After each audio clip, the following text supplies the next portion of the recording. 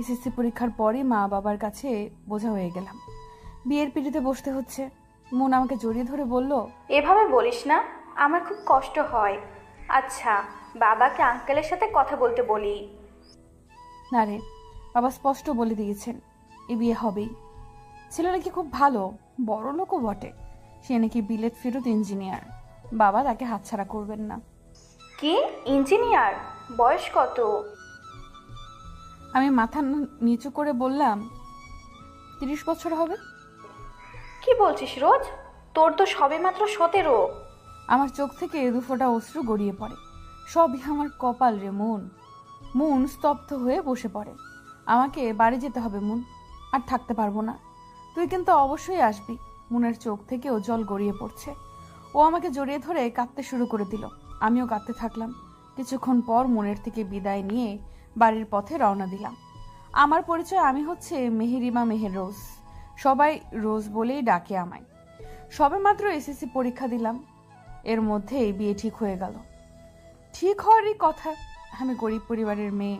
ভালো একটা জায়গা দেখে আমায় বিয়ে দিতে পারলেই বাবা বাঁচে। ভালো একটা সম্বন্ধ পেয়েও গেলেন। শুনেছি সে নাকি বিলেত ফেরত ইঞ্জিনিয়ার। শহরের খুব নামি দামি ব্যক্তি সে।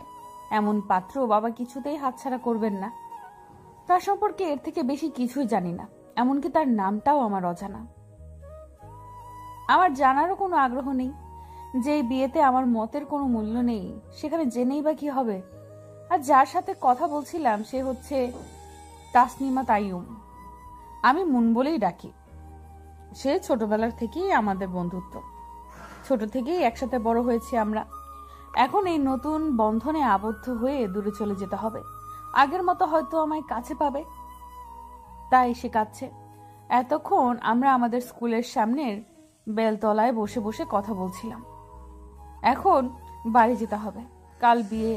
আজ আমি বাড়ি থেকে বের হয়েছি, এটা শুনলে তো আমার রক্ষে নেই। তাই তাড়াতাড়ি করে বাড়ির পথে রওনা দিই। বিকেলে পথের ধারে হাঁটছি। শরতের ছোঁয়ায় সর্বত্র কাশফুলের রাজ্য। হাতে একটা কাশফুল নিয়ে হাঁটতে হাঁটতে বাড়িতে প্রবেশ করলাম। বাড়িতে ঢুকেই দেখলাম মা সদর দরজার দিকে তাকিয়ে আছেন। আমাকে দেখেই এগিয়ে আসেন। রোজ, তোর কি বুদ্ধি শুদ্ধি নাই? কালকে বিয়ে, আজকে তুই বাইরে ঘুরছস। মনের সাথে দেখা করতে গিয়েছিলাম। মা আর কিছু বললেন না। ভেতরে যা, একটু পরেই হলুদ। একটা দীর্ঘশ্বাস ফেলে ভেতরে চলে এলাম। ভেতরে যে অবাক হলাম, আমি বাদে সবাই রেডি। সবাই এত খুশি এই বিয়েতে। আমি কেন খুশি হতে পারছি না? আমার চাচাতো বোন মিম এসে বলল, চলো রোজ আপু, তোমাকে রেডি করে দিই। আমার মাও চলে এলেন। মা বললেন, দেখ রোজ, ছেলেটা খুব ভালো। এমন ছেলে লাখে একটা। তুই কোনো ঝামেলা করিস না, তোর বাবাকে তো চিনিসই। আমি শুধু হুম বলে কাটিয়ে যাই। মনে মনে বলতে থাকি, একটা মেয়ের মতামত না জিজ্ঞেস করে বিয়ে করতে চাইছে। হে কেমন ভালো ছেলে। যাই হোক, সবাই মিলে আমাকে রেডি করে দিচ্ছে। আমি গ্রামের একটা মেয়ে, ততটা সাজগোজ আমি করি না, আর ইচ্ছেও নেই। তবুও আমাকে মুখ ভর্তি মেকআপ দিয়ে সাজিয়ে দিচ্ছে সবাই। শুনেছি আমার হবু শাশুড়ি নাকি আজ হলুদ দিতে আসবে। তার যত্নে যাতে কোনো ত্রুটি না হয় এসব বলা বলি করছে সবাই। দেখতে পেলাম বাবার চোখে মুখে বিশ্বজয়ের উল্লাস। এতটা খুশি। আমি আর কিচ্ছু বললাম না, নীরবে সবার কথা শুনে গেলাম। আমার বাবারা 3 ভাই। আমরা সকালে এক বাড়িতেই থাকি, কিন্তু 3 ভাইয়ের জন্য 3টে ঘর। বড় চাচা আর মেঝো চাচার ঘর দুটো দেওয়াল করা, মাঝে একটা ছোটখাটো উঠান। এখানেই সব আয়োজন করা হয়েছে। সবার অনেক আনন্দ উল্লাসের মাধ্যমে হলুদের অনুষ্ঠান শেষ হলো। অনুষ্ঠানের শেষে শাশুড়ি বললেন, মারে, আমার পাগল ছেলেটাকে সামলে রাখিস। তোকে অনেক ভালোবাসে। জানিস, ওর জীবনটা অনেক বেশি কষ্টের। আমি মাথা নাড়িয়ে সম্মতি জানালাম, কিন্তু তার কথা আমি কিছুতেই বুঝতে পারলাম না। কি বলছেন উনি? রাতে না খেয়ে শুয়ে পড়লাম। সারা শরীর আমার হলুদ মাখানো। গ্রামের নিয়ম অনুযায়ী সকাল ছাড়া নাকি গোসল করতে পারবো না। প্রচুর বিরক্ত লাগছে, তবুও চোখ বুজে শুয়ে রইলাম। মন আমার হলুদ সন্ধ্যায় আসেনি। জানি না কি হয়েছে, বিয়েতে আসবে তো কিছুই ভালো লাগছে না। মন আমার এমন একজন বান্ধবী যার সাথে আমি সব কথাই শেয়ার করি। ওই একমাত্র ব্যক্তি যাকে আমি পরিবারের লোকজন থেকেও বেশি বিশ্বাস করি। আমাদের দুজনকে একসাথে দেখলে মনে হবে আমরা দুই বোন। শহর থেকে তারা সবাই চলে এসেছে। দুটো মেয়ে এসে আমার কাছে বসেছে, একজন আমার থেকে বড় আর একজন আমার সমবয়সী। দুজনে মিলে আমায় সাজিয়ে দিচ্ছে আর কথা বলছে। জানতে পারলাম দুজনেই আমার ননদ। যাকে আমার সমবয়সী বলে মনে হয় সে আমার বরের আপন বোন। তার নাম তাসনুবা মাহমুদ মিফতা। সে নাকি 9-এ পড়ে। যাক, আমার থেকে ছোট তাহলে। আর বড়জন হচ্ছে তার ফুফাতো বোন আলিশা রহমান। সে বিবাহিত, একটা ছেলে আছে তার। কিন্তু দেখে তো মনে হয় না। এই বিভিন্ন কথা বলছে তারা। কথা বলতে বলতে আমাকে সাজানো শেষ করলো তারা। গায়ে জুড়ে দিল একটা মেরুন রঙের লেহেঙ্গা শাড়ি। আমার মেহেদি রাঙা হাতগুলোতে খয়েরি কালার চুড়ির সমাহার, ঠোঁট রাঙানো লাল লিপস্টিক, চোখে গাঢ় করে কাজল মাখা, গা ভর্তি ভারী গহনা। আমার ননদিনী বলে উঠল, ও ভাবি, তোমাকে যা লাগছে না কি বলবো। আর তুর্য ভাইয়া দেখলে তো? ঠিক বলেছিস। জানতে পারলাম তার নাম তুর্য, তাসকিন মাহমুদ তুর্য। বিয়ের সকল নিয়ম মেনেই আমাদের বিয়ে সম্পন্ন হলো। মনকে মাত্র একবার দেখেছি, ওর মন অনেক খারাপ। কিছুক্ষণ থেকে ও চলে গেছে। যাক, ও এসেছিল তো, এটাই বেশি। বিয়ের পর বরের যাওয়ার সময় মেয়েরা নাকি খুব কান্নাকাটি করে, কিন্তু আমার কান্না আসছে না। শুধুমাত্র ছোট বোন মধুর জন্য খুব কষ্ট হচ্ছে। আমাকে এসে জড়িয়ে ধরে বলল, আমায় ছেড়ে চলে যাবে আপুই? আমি কি করে থাকবো? এখন আমার খুব কষ্ট হচ্ছে। মা বাবাও অনেক কাঁদলেন। আমি অবাক হয়ে চেয়ে থাকলাম। আমাকে বিয়ে দেওয়ার জন্য উঠে পড়ে লেগেছিল, এখন আবার কাঁদছো কেন?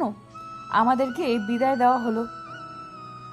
গাড়ি চেপে তাদের বাড়ির দিকে অর্থাৎ শহরের দিকে রওনা হলাম। শুনেছি তারা নাকি এই গাড়ির লোক, কিন্তু এখন শহরেই থাকে। গাড়িতে বসে খুব কান্না আসছে, কিন্তু কাঁদতে পারছি না। আমার বর স্পষ্ট বলে দিয়েছেন যদি কান্না করি তাহলে রাস্তায় ফেলে দিয়ে যাবেন। তার কণ্ঠের মায়ায় পড়ে গেলাম। এক সুমিষ্ট আওয়াজে আমাকে শান্ত হতে বললেন তিনি, কিন্তু আমি একবারও দেখিনি তাকে। বুঝতে পারলাম তার দৃষ্টি আমাতেই নিবদ্ধ। কিছু বললাম না। রাত প্রায় 10টা। তাদের বাড়িতে চলে আসলাম। বাড়িটা দেখেই বুঝতে পারলাম তারা কতটা বড় লোক। এক বিশাল এলাকা জুড়ে তাদের বাড়িটা, চারপাশে গাছগাছালির সমাহার। বাড়ির আশেপাশে ততটা বাড়ি নেই, একেবারে শান্ত পরিবেশ। বোধহয় এলাকাটা পুরোই তাদের দখলে। বাড়িতে প্রবেশ করার পর আমাকে একটা সুসজ্জিত কক্ষে নিয়ে যাওয়া হলো। ঘরটা বেশ পরিপাটি করে গোছানো, চারদিকে ফুলের সুবাসে মুখরিত। রাত প্রায় 12টা। খাটের উপর বসে আমার বরের অপেক্ষায় বসে আছি। আর বসতে পারছি না, খুব ঘুম পাচ্ছে আমার। সচরাচর রাত 10টার মধ্যে ঘুমিয়ে পড়ার অভ্যাস আমার। দুদিনের ক্লান্তিতে আমার অবস্থা খারাপ। কাল রাতে ঘুম হয়নি, বসে বসে ঘুমোচ্ছি আমি। হঠাৎ দরজা খোলার আওয়াজ পেলাম। আমি নড়ে চড়ে বসলাম। বুঝতে পারলাম সে এসেছে। চুপ করে বসে আছি আমি। সে এসে আমার পাশে বসলো। আমি কিছু বলতে যাব এর আগেই তিনি বললেন, মেহু, খুব ঘুম পাচ্ছে তোমার? আমি চুপ করে থাকলাম। সে আমার থুতনি উঁচু করে তুললেন। মেহু, এদিকে তাকাও। তার দিকে তাকানোর কোনো ইচ্ছেই আমার ছিল না, তবুও দেখলাম। তার দিকে চেয়েই থাকলাম। এক অন্যরকম সৌন্দর্য তার, এক সুদর্শন পুরুষ যাকে বলে। ফর্সা চেহারায় ছোট ছোট দাড়ির আবির্ভাব, গোলাপি ঠোঁটজোড়া নাড়িয়ে কথা বলছে আমার সাথে। গায়ে তার কালো রঙের শেরওয়ানি, পলক যেন পড়ছেই না তার থেকে। সে হাসছে। উফ, আরো বেশি সুন্দর লাগছে এখন। সে আমার সামনে হাত নাড়ালো।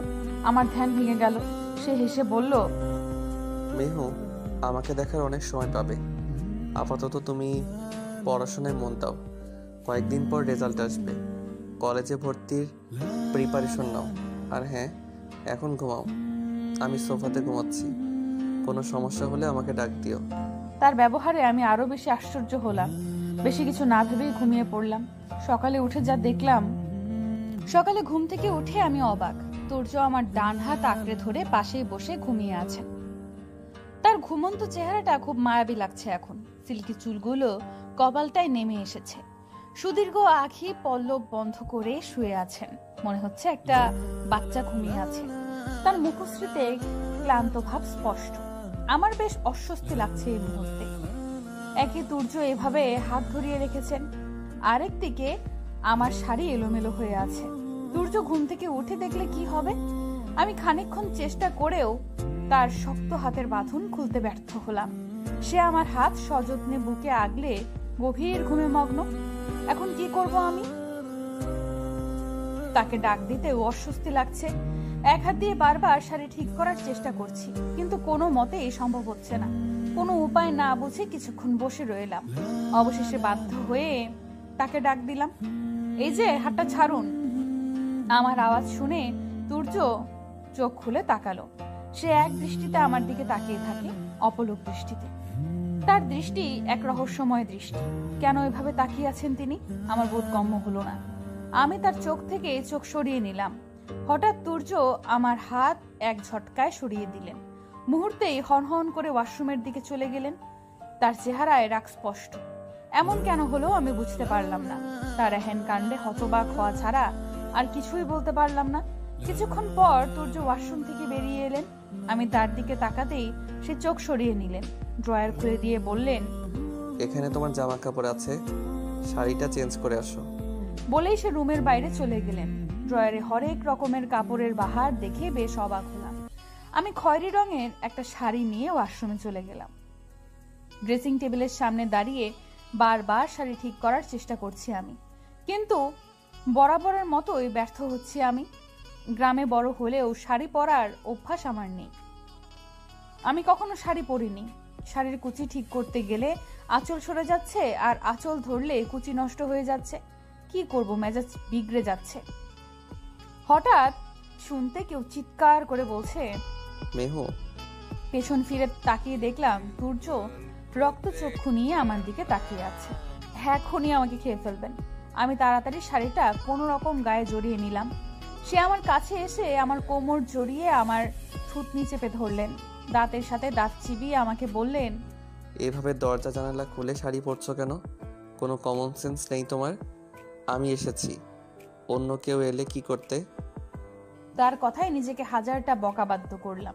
ইস, একটুও খেয়াল হচ্ছিল না যে দরজাটা খোলা ছিল। কি হয়েছে, কথা বলছো না কেন?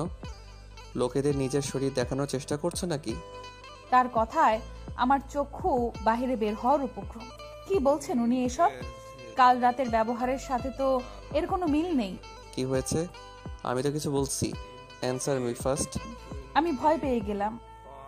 আমতা আমতা করে বললাম, আসলে খেয়াল ছিল না দরজাটা যে খোলা, আর শাড়িটাও পরতে পারছিলাম না, তাই। কি, না পড়তে পারলে পড়তে নিয়েছো কেন? ড্রয়ারে কি শুধু শাড়ি ছিল নাকি? মানে তার ব্যবহারে এখন খুব কান্না পাচ্ছে আমার। কি জানি কেন এমন হচ্ছে। আমার সাথে এতটা খারাপ করে কেন কথা বলছেন উনি? নিজের অজান্তেই চোখ দিয়ে দুফোঁটা অশ্রু গড়িয়ে পড়ল। তুর্য হয়তো সেটা খেয়াল করলেন। দেখলাম তার মুখখানা মুহূর্তেই মলিন হয়ে গেছে। ক্রমেই আমায় নিয়ে ব্যস্ত হয়ে পড়লেন তিনি। নিজ হাতে খুব যত্নে আমায় শাড়ি পরিয়ে দিচ্ছেন উনি। আমি ভয়ে চুপটি করে দাঁড়িয়ে আছি। কিছু বলার সাহস হচ্ছিল না আমার।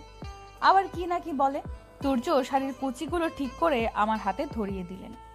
বাকিটা তুমি নিজেই ঠিক করতে পারবে, আমার কাজ আছে। নিচে যাই। আর হ্যাঁ স্টুপিড, এবার দরজা আটকে নাও। আমি মাথা নিচু করে সম্মতি জানালাম। কিছুক্ষণ পর শাড়ি ঠিক করে নিচে চলে এলাম। ছোট থেকে এই গ্রামের ছোট্ট কুটিরে আমার বসবাস, কিন্তু এই বাড়ি কোনো অংশে মহল থেকে কম নয়। বিলাসবহুল এই বাড়িতে কোনো জিনিসের কমতি নেই। কেউ পরম যত্নে নিজ হাতে সাজিয়েছেন এই মহল। অপূর্ব সুন্দর এই বাড়িতে শখানেক লোক বেশ আরাম আয়েশে থাকতে পারবে। উপর তলায় তুর্যের ঘরটা, এখন এতে আমারও সমান অধিকার। সিঁড়ি বেয়ে নিচে নামতে নামতে দেখলাম মিফতা টেবিলে খাবার সাজিয়ে রাখছে। আমাকে দেখে একটা সৌজন্যমূলক হাসি দিল সে। ঘুম কেমন হয়েছে ভাবিমণি? হ্যাঁ, ভালো। এসো, নাস্তা করবে। মা বাবা তারা কোথায়? দেখলাম মিফতার মুখখানা কালো হয়ে গেছে। কি হয়েছে মিফতা? ভাবিমণি আমাদের মা নেই। 6 বছর আগে আমাদের ছেড়ে চলে গেছে। তো পরশু হলুদে যে গেল সে কে? ওটা তো আমাদের ফুপু, আমাদের অনেক আদর করে। তো বাবা? এবার খেয়াল করলাম মিফতার চোখ দিয়ে অশ্রু ঝরছে। কেন এই অশ্রু তা আমি বুঝতে পারলাম না। বাবা আমাদের এখানে খুব কম সময় আসে। মা মারা যাবার পর বাবা আরেকটা বিয়ে করে নিয়েছে। সে এখন সেখানেই থাকে। সে আমেরিকা, আমরা তার কাছে বোঝা। আমরা 2 ভাই বোন আর রেহানা চাচি, আবুল চাচা এই বাড়িতে থাকি। আমি বেশ অবাক হলাম। আর অবাক হব নাই বা কেন? এ কেমন কথা? নিজের সন্তানদের বোঝা মনে করেন? কি বলছে ও? রান্নাঘর থেকে মধ্যবয়সী এক মহিলা বেরিয়ে এলেন। বৌমনি, উঠে গেছো?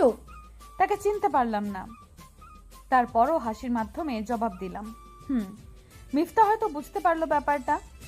ভাবিমণি, এ হচ্ছে রেহেনা চাচি। মা মারা যাওয়ার পর থেকে রেহেনা চাচি আর আবুল চাচার সাথে আমরা থাকি। এই আমাদের সংসার, আর এখন থেকে এটা তো তোমার সংসার। তুমি নিজ হাতে সাজিয়ে নিও। তাদের সবার কথায় কিছুটা রহস্য আন্দাজ করতে পারলাম। এইভাবে কথা বলছে কেন তারা? কিছু একটা কি বলতে যাচ্ছে না আমাকে? বৌমনি, তুর্য বাবা কোথায়? সে তো ঘরে নেই, কিছুক্ষণ আগে বেরিয়ে গেল।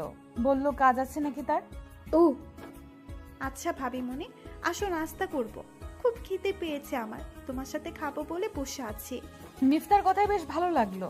মেয়েটা ছোট হলেও বেশ বুদ্ধিমতী আর চাপা স্বভাবের। মিফতা, রোহানা চাচি আর আমি তিনজনে মিলে নাস্তা সেরে নিলাম। নাস্তা শেষ করে মিফতা বলল, ভাবিমণি, আমি স্কুলে যাই। 3 দিন ধরে যাইনি। আরো বন্ধ দিলে স্যার প্রচুর পরিমাণে বকবে। আচ্ছা যাও, সাবধানে যেও, নিজের খেয়াল রেখো আর তাড়াতাড়ি বাসায় ফিরে এসো, কেমন? বুঝতে পারলাম আমার কথায় মিফতা খুব খুশি হয়েছে। তার চোখ দুটো দিয়ে আনন্দ অশ্রু প্রবাহিত হচ্ছে। সে দৌড়ে এসে আমাকে জড়িয়ে ধরলো আর বলল, ভাবিমণি, মামুনি যাওয়ার পর না আমাকে কেউ এভাবে বলেনি। মিফতার কথায় নিজের মাঝেও খারাপ লাগা কাজ করছে। কি জানি কেন এমন হচ্ছে। আমি তো মাকে ছাড়া আজ এই প্রথম এই বাড়িতে থাকছি। আমি বুঝতে পারছি মা কি জিনিস। যতই হোক, মা তো সে। অন্যদিকে এই মেয়েটা 6টা বছর মাকে ছাড়া থাকছে। জানি না কত কষ্ট এর মাঝে। আমি মিফতার মাথায় হাত বুলিয়ে বললাম, তুমি একা যাবে নাকি? না, আবুল চাচা দিয়ে আসবে। স্কুল বেশি একটা দূরে না। আমি দুপুরেই ফিরে আসবো, কেমন? তুমি নিজের খেয়াল রেখো। আর কিছু লাগলে ভাইয়া আর রেহেনা চাচি তো আছে, বিকেলে দুজনে মিলে আড্ডা দিব। বুঝতে পারলাম না দুটি নয়ন এই মুহূর্তে আমাকে দেখে আনন্দ তৃপ্তে হাসছে। মিফতাকে বিদায় জানিয়ে রেহানা চাচির হাতে হাত রেখে 2-1টা কাজ করলাম আর কথা বললাম।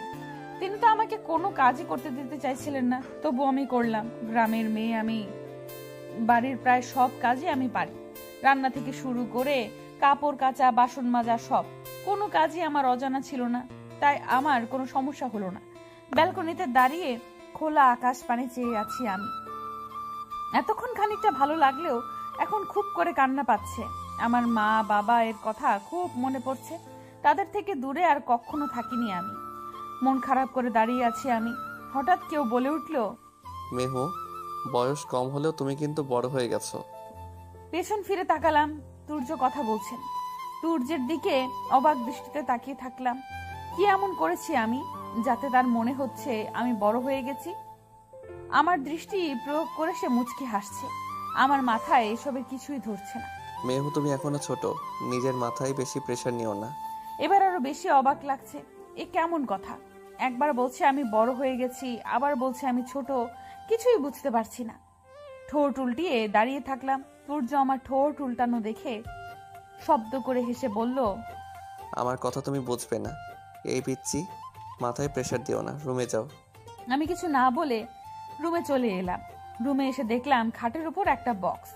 বক্সটা হাতে নিয়ে দেখলাম এর উপর খুব সুন্দর করে লেখা আছে মেহপরি। বেশ অবাক হলাম, এটা কি তুর্য এনেছেন?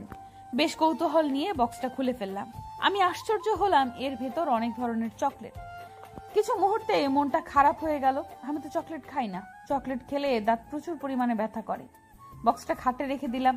খুশি হওনি? বক্সটা হাতে নিয়ে পেছন ফিরে তাকালাম। তুর্য, আমি চকলেট খাই না, ডাক্তার নিষেধ করেছেন। আমার দাঁতে প্রচুর ব্যথা হয়। এটা তো আমি জানি। আপনি কিভাবে জানলেন? তোমার এত জেনে লাভ নেই। এগুলো এনেছেন কেন? তুমি বলো, এগুলো কেন এনেছি? আপনি আনলেন, আমি কিভাবে জানবো? জানা লাগবে না, এগুলো রেখে দাও। কিছুই বুঝতে পারলাম না। আমি চকলেটগুলো নিয়ে ড্রয়ারে রেখে দিলাম। মেহু, জি বলেন। আর যাই করো, মিফতার সাথে কখনো খারাপ ব্যবহার করো না। ও আমার একমাত্র ছোট বোন। আমার দুনিয়া ওকে ঘিরে। হয়তো ওর জন্যই এখনো আছি। আমি না থাকলে তুমি মিফতার সাথে থাকবে তো? আমি তার কথায় আশ্চর্য হলাম। আর হব নাই বা কেন? কে বলছেন উনি? উনি কোথায় যাবেন? আপনি আবার কোথায় যাবেন? কি বলছেন এগুলো? কোথাও না, এই বললাম আর কি। ওকে নিজের বোনের মতো দেখো কেমন। বলেই তুর্য রুম থেকে বেরিয়ে গেলেন। আমি তার যাওয়ার পানে চেয়ে রইলাম। লোকটা এমন কেন? তার কথার কোনো আগাগোড়া আমার বুঝে আসে না কেন? দুপুর গড়াতেই মিফতা চলে এলো। আমি তখন ড্রয়িং রুমটা গোছাতে ব্যস্ত। রোহানা চাচি রান্না করছে, এই ফাঁকে আমিও টুকিটাকি কাজ করছি। মিফতা এসে আমাকে জড়িয়ে ধরলো। কি করছো সুইট ভাবিমণি? তুমি চলে এসেছো? স্কুল শেষ? হ্যাঁ। যাও গোসলটা সেরে নাও, খাবার খাবে। হুম। মিফতা চলে গেল। আমি ঘরটা গুছিয়ে সোফাতে গিয়ে বসলাম। মানুষটা সেই যে বের হলো, এখনো আসার কোনো নামগন্ধ নেই। কোথায় সে? এখনো আসছে না কেন? কাল যে এলাম, বাবা মায়ের সাথেও একটা বার কথা হলো না। সব মিলিয়ে মনটা বেশ খারাপ। মন খারাপ করে বসে আছি আমি। মন খারাপ কেন বৌমনি? কই না তো চাচি। আমি বুঝি মা, বাবা মার সাথে কথা বলতে চাও। হুম। আচ্ছা, তুর্য বাবা কোথায়? আমি জানি না তো। তোমারে বইলা যায় নাই? না তো। আচ্ছা। চাচির সাথে কথা বলতে বলতে ওই মিফতাই চলে এলো। ভাবিমণি কি করছো? এই তো বসে আছি। তার দিন কেমন কাটলো? কোনো সমস্যা হয়নি তো? না, কোনো সমস্যা হয়নি। তোমার স্কুল কেমন গেল? স্যার বকেছে? না, ভাইয়া নাকি স্যারকে ফোন করেছিল। ও, চলো খাবে না? ভাইয়া আসুক, ততক্ষণ আমরা গল্প করি, চলো। আমি মুচকি হেসে সায় দিলাম। মিফতা আমাকে টেনে বাড়ির বাহিরে নিয়ে এলো। ও আমাকে বাড়ির বাগানের দিকটায় নিয়ে গেল। বিশাল এলাকা জুড়ে বাগানটা। এতে রয়েছে অনেক রকমের ফুল ও ফল গাছ। খুব সুশৃঙ্খল সারিতে দাঁড়িয়ে আছে এগুলো। মিফতা আমাকে নিয়ে বাজারের এক কোনায় বসানো দোলনায় বসিয়ে দিল। সেও আমার পাশ ঘেঁষে বসে পড়লো। এরপর শুরু করলো স্কুলের আলাপ। শুনতে ভালো লাগছে। যা আন্দাজ করতে পারলাম, মেয়েটা অনেক মিশুক প্রকৃতির। আমি মিফতার কথাগুলো বেশ মনোযোগ সহকারে শুনছিলাম। এরই মাঝে সুমিষ্ট এক কণ্ঠের জোরালো আওয়াজ শুনতে পেলাম। খাওয়া দাওয়া ছেড়ে এখানে বসে গল্প করা হচ্ছে কেন? ভাইয়া চলে এসেছো? তোমার অপেক্ষায় তো ছিলাম। আমি তো কখন এলাম, আপনাদেরই কোনো সারা শব্দ নেই। তা না, এমন করছো কেন? নতুন ভাবির সাথে একটু গল্প করছিলাম। তা খাওয়া শেষ করে সারাদিন গল্প করো, কোনো মানা নেই। এখন খেতে চলো। আচ্ছা চলো। আমার কিছু বলার সাহস হলো না। আমি চুপটি করে মূর্তির মতো দাঁড়িয়ে থাকলাম। ভয় কিছুই বললাম না। কি জানি তাকে দেখলে বলার ভাষাই আমি হারিয়ে ফেলি। মিফতা আমার হাত টেনে নিয়ে এলো। আমি দেখলাম তুর্যের দৃষ্টি আমাতেই নিবদ্ধ। আমার মুখের অবস্থা দেখে সে মিটিমিটি হাসছে। খাওয়া দাওয়া শেষে তুর্য উপরে চলে গেলেন।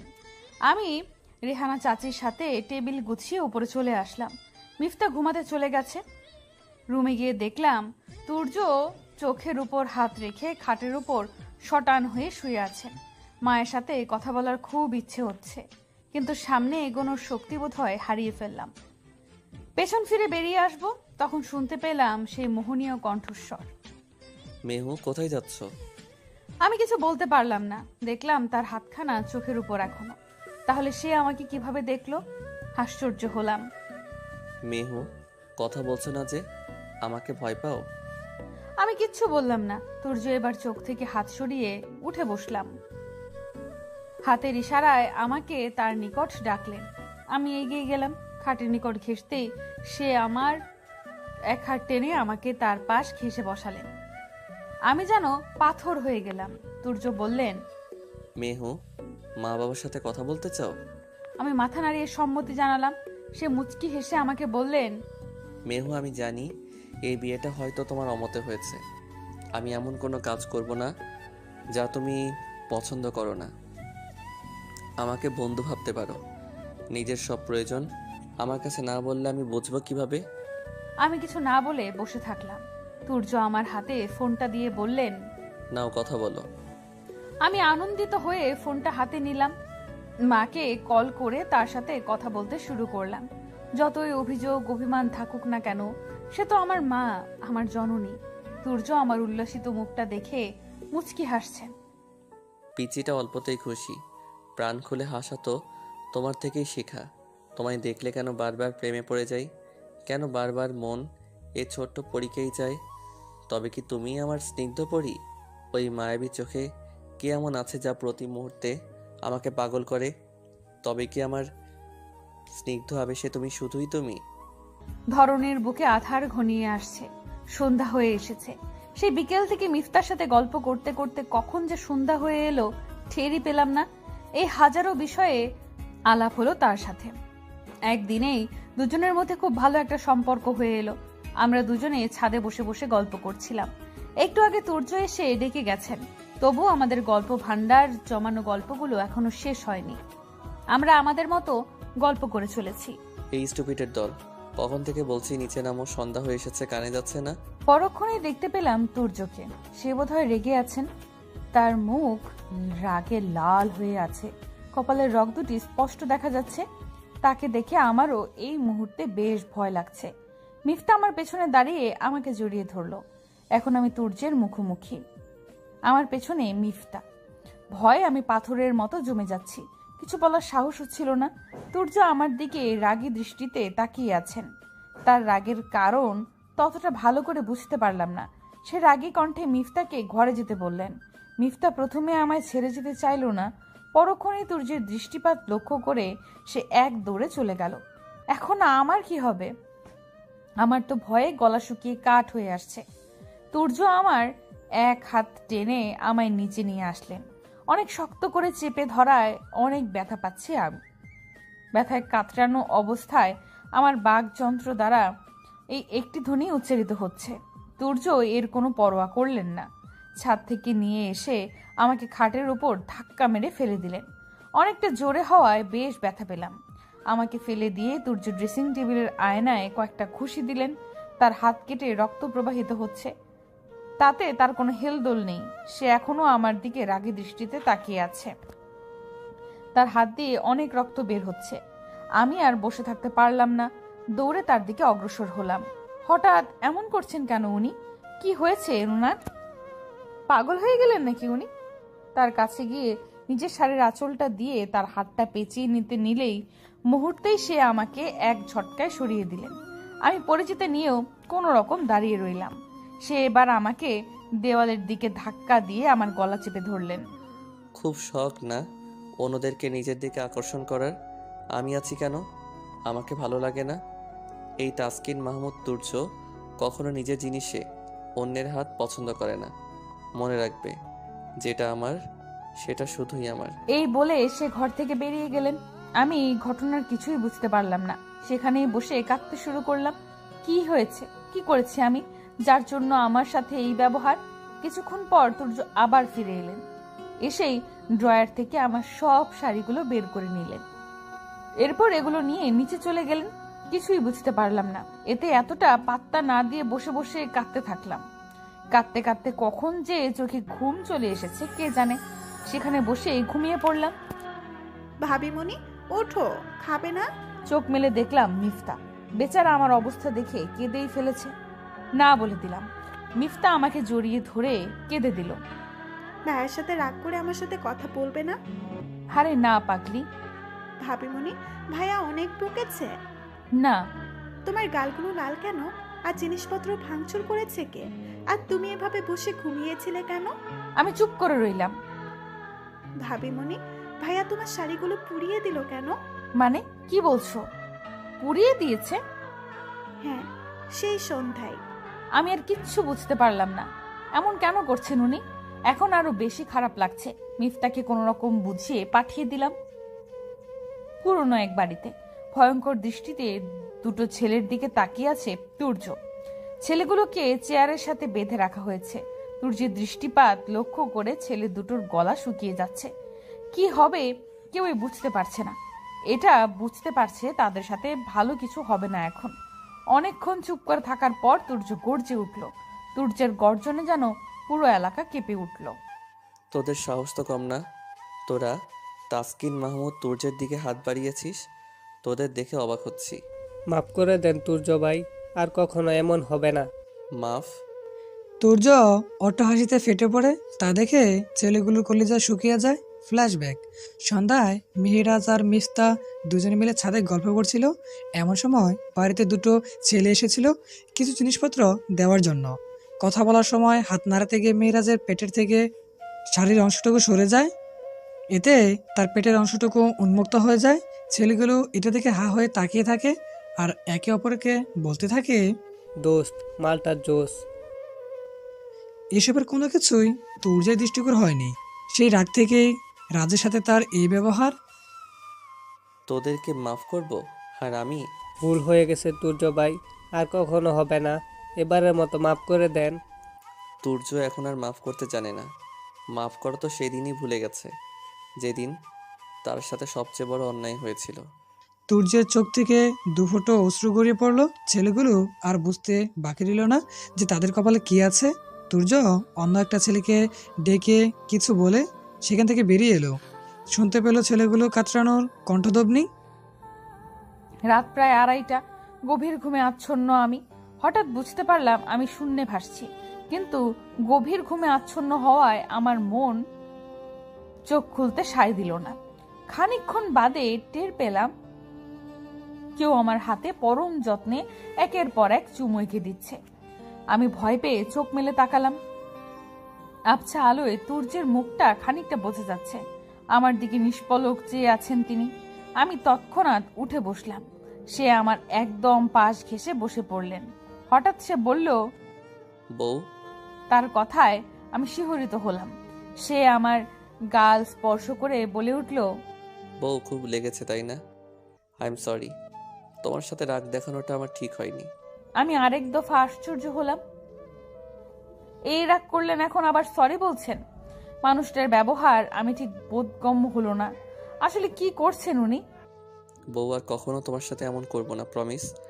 আর কখনো না। Sorry sorry sorry sorry sorry. আমি তার দিকে তাকিয়ে থাকলাম। সে আবার বলল, বউ। হঠাৎ করেই তুর্য আমার কোলে মাথা রেখে শুয়ে পড়লেন। বউ, মাথাটা খুব ব্যথা করছে, একটু হাত বুলিয়ে দেবে?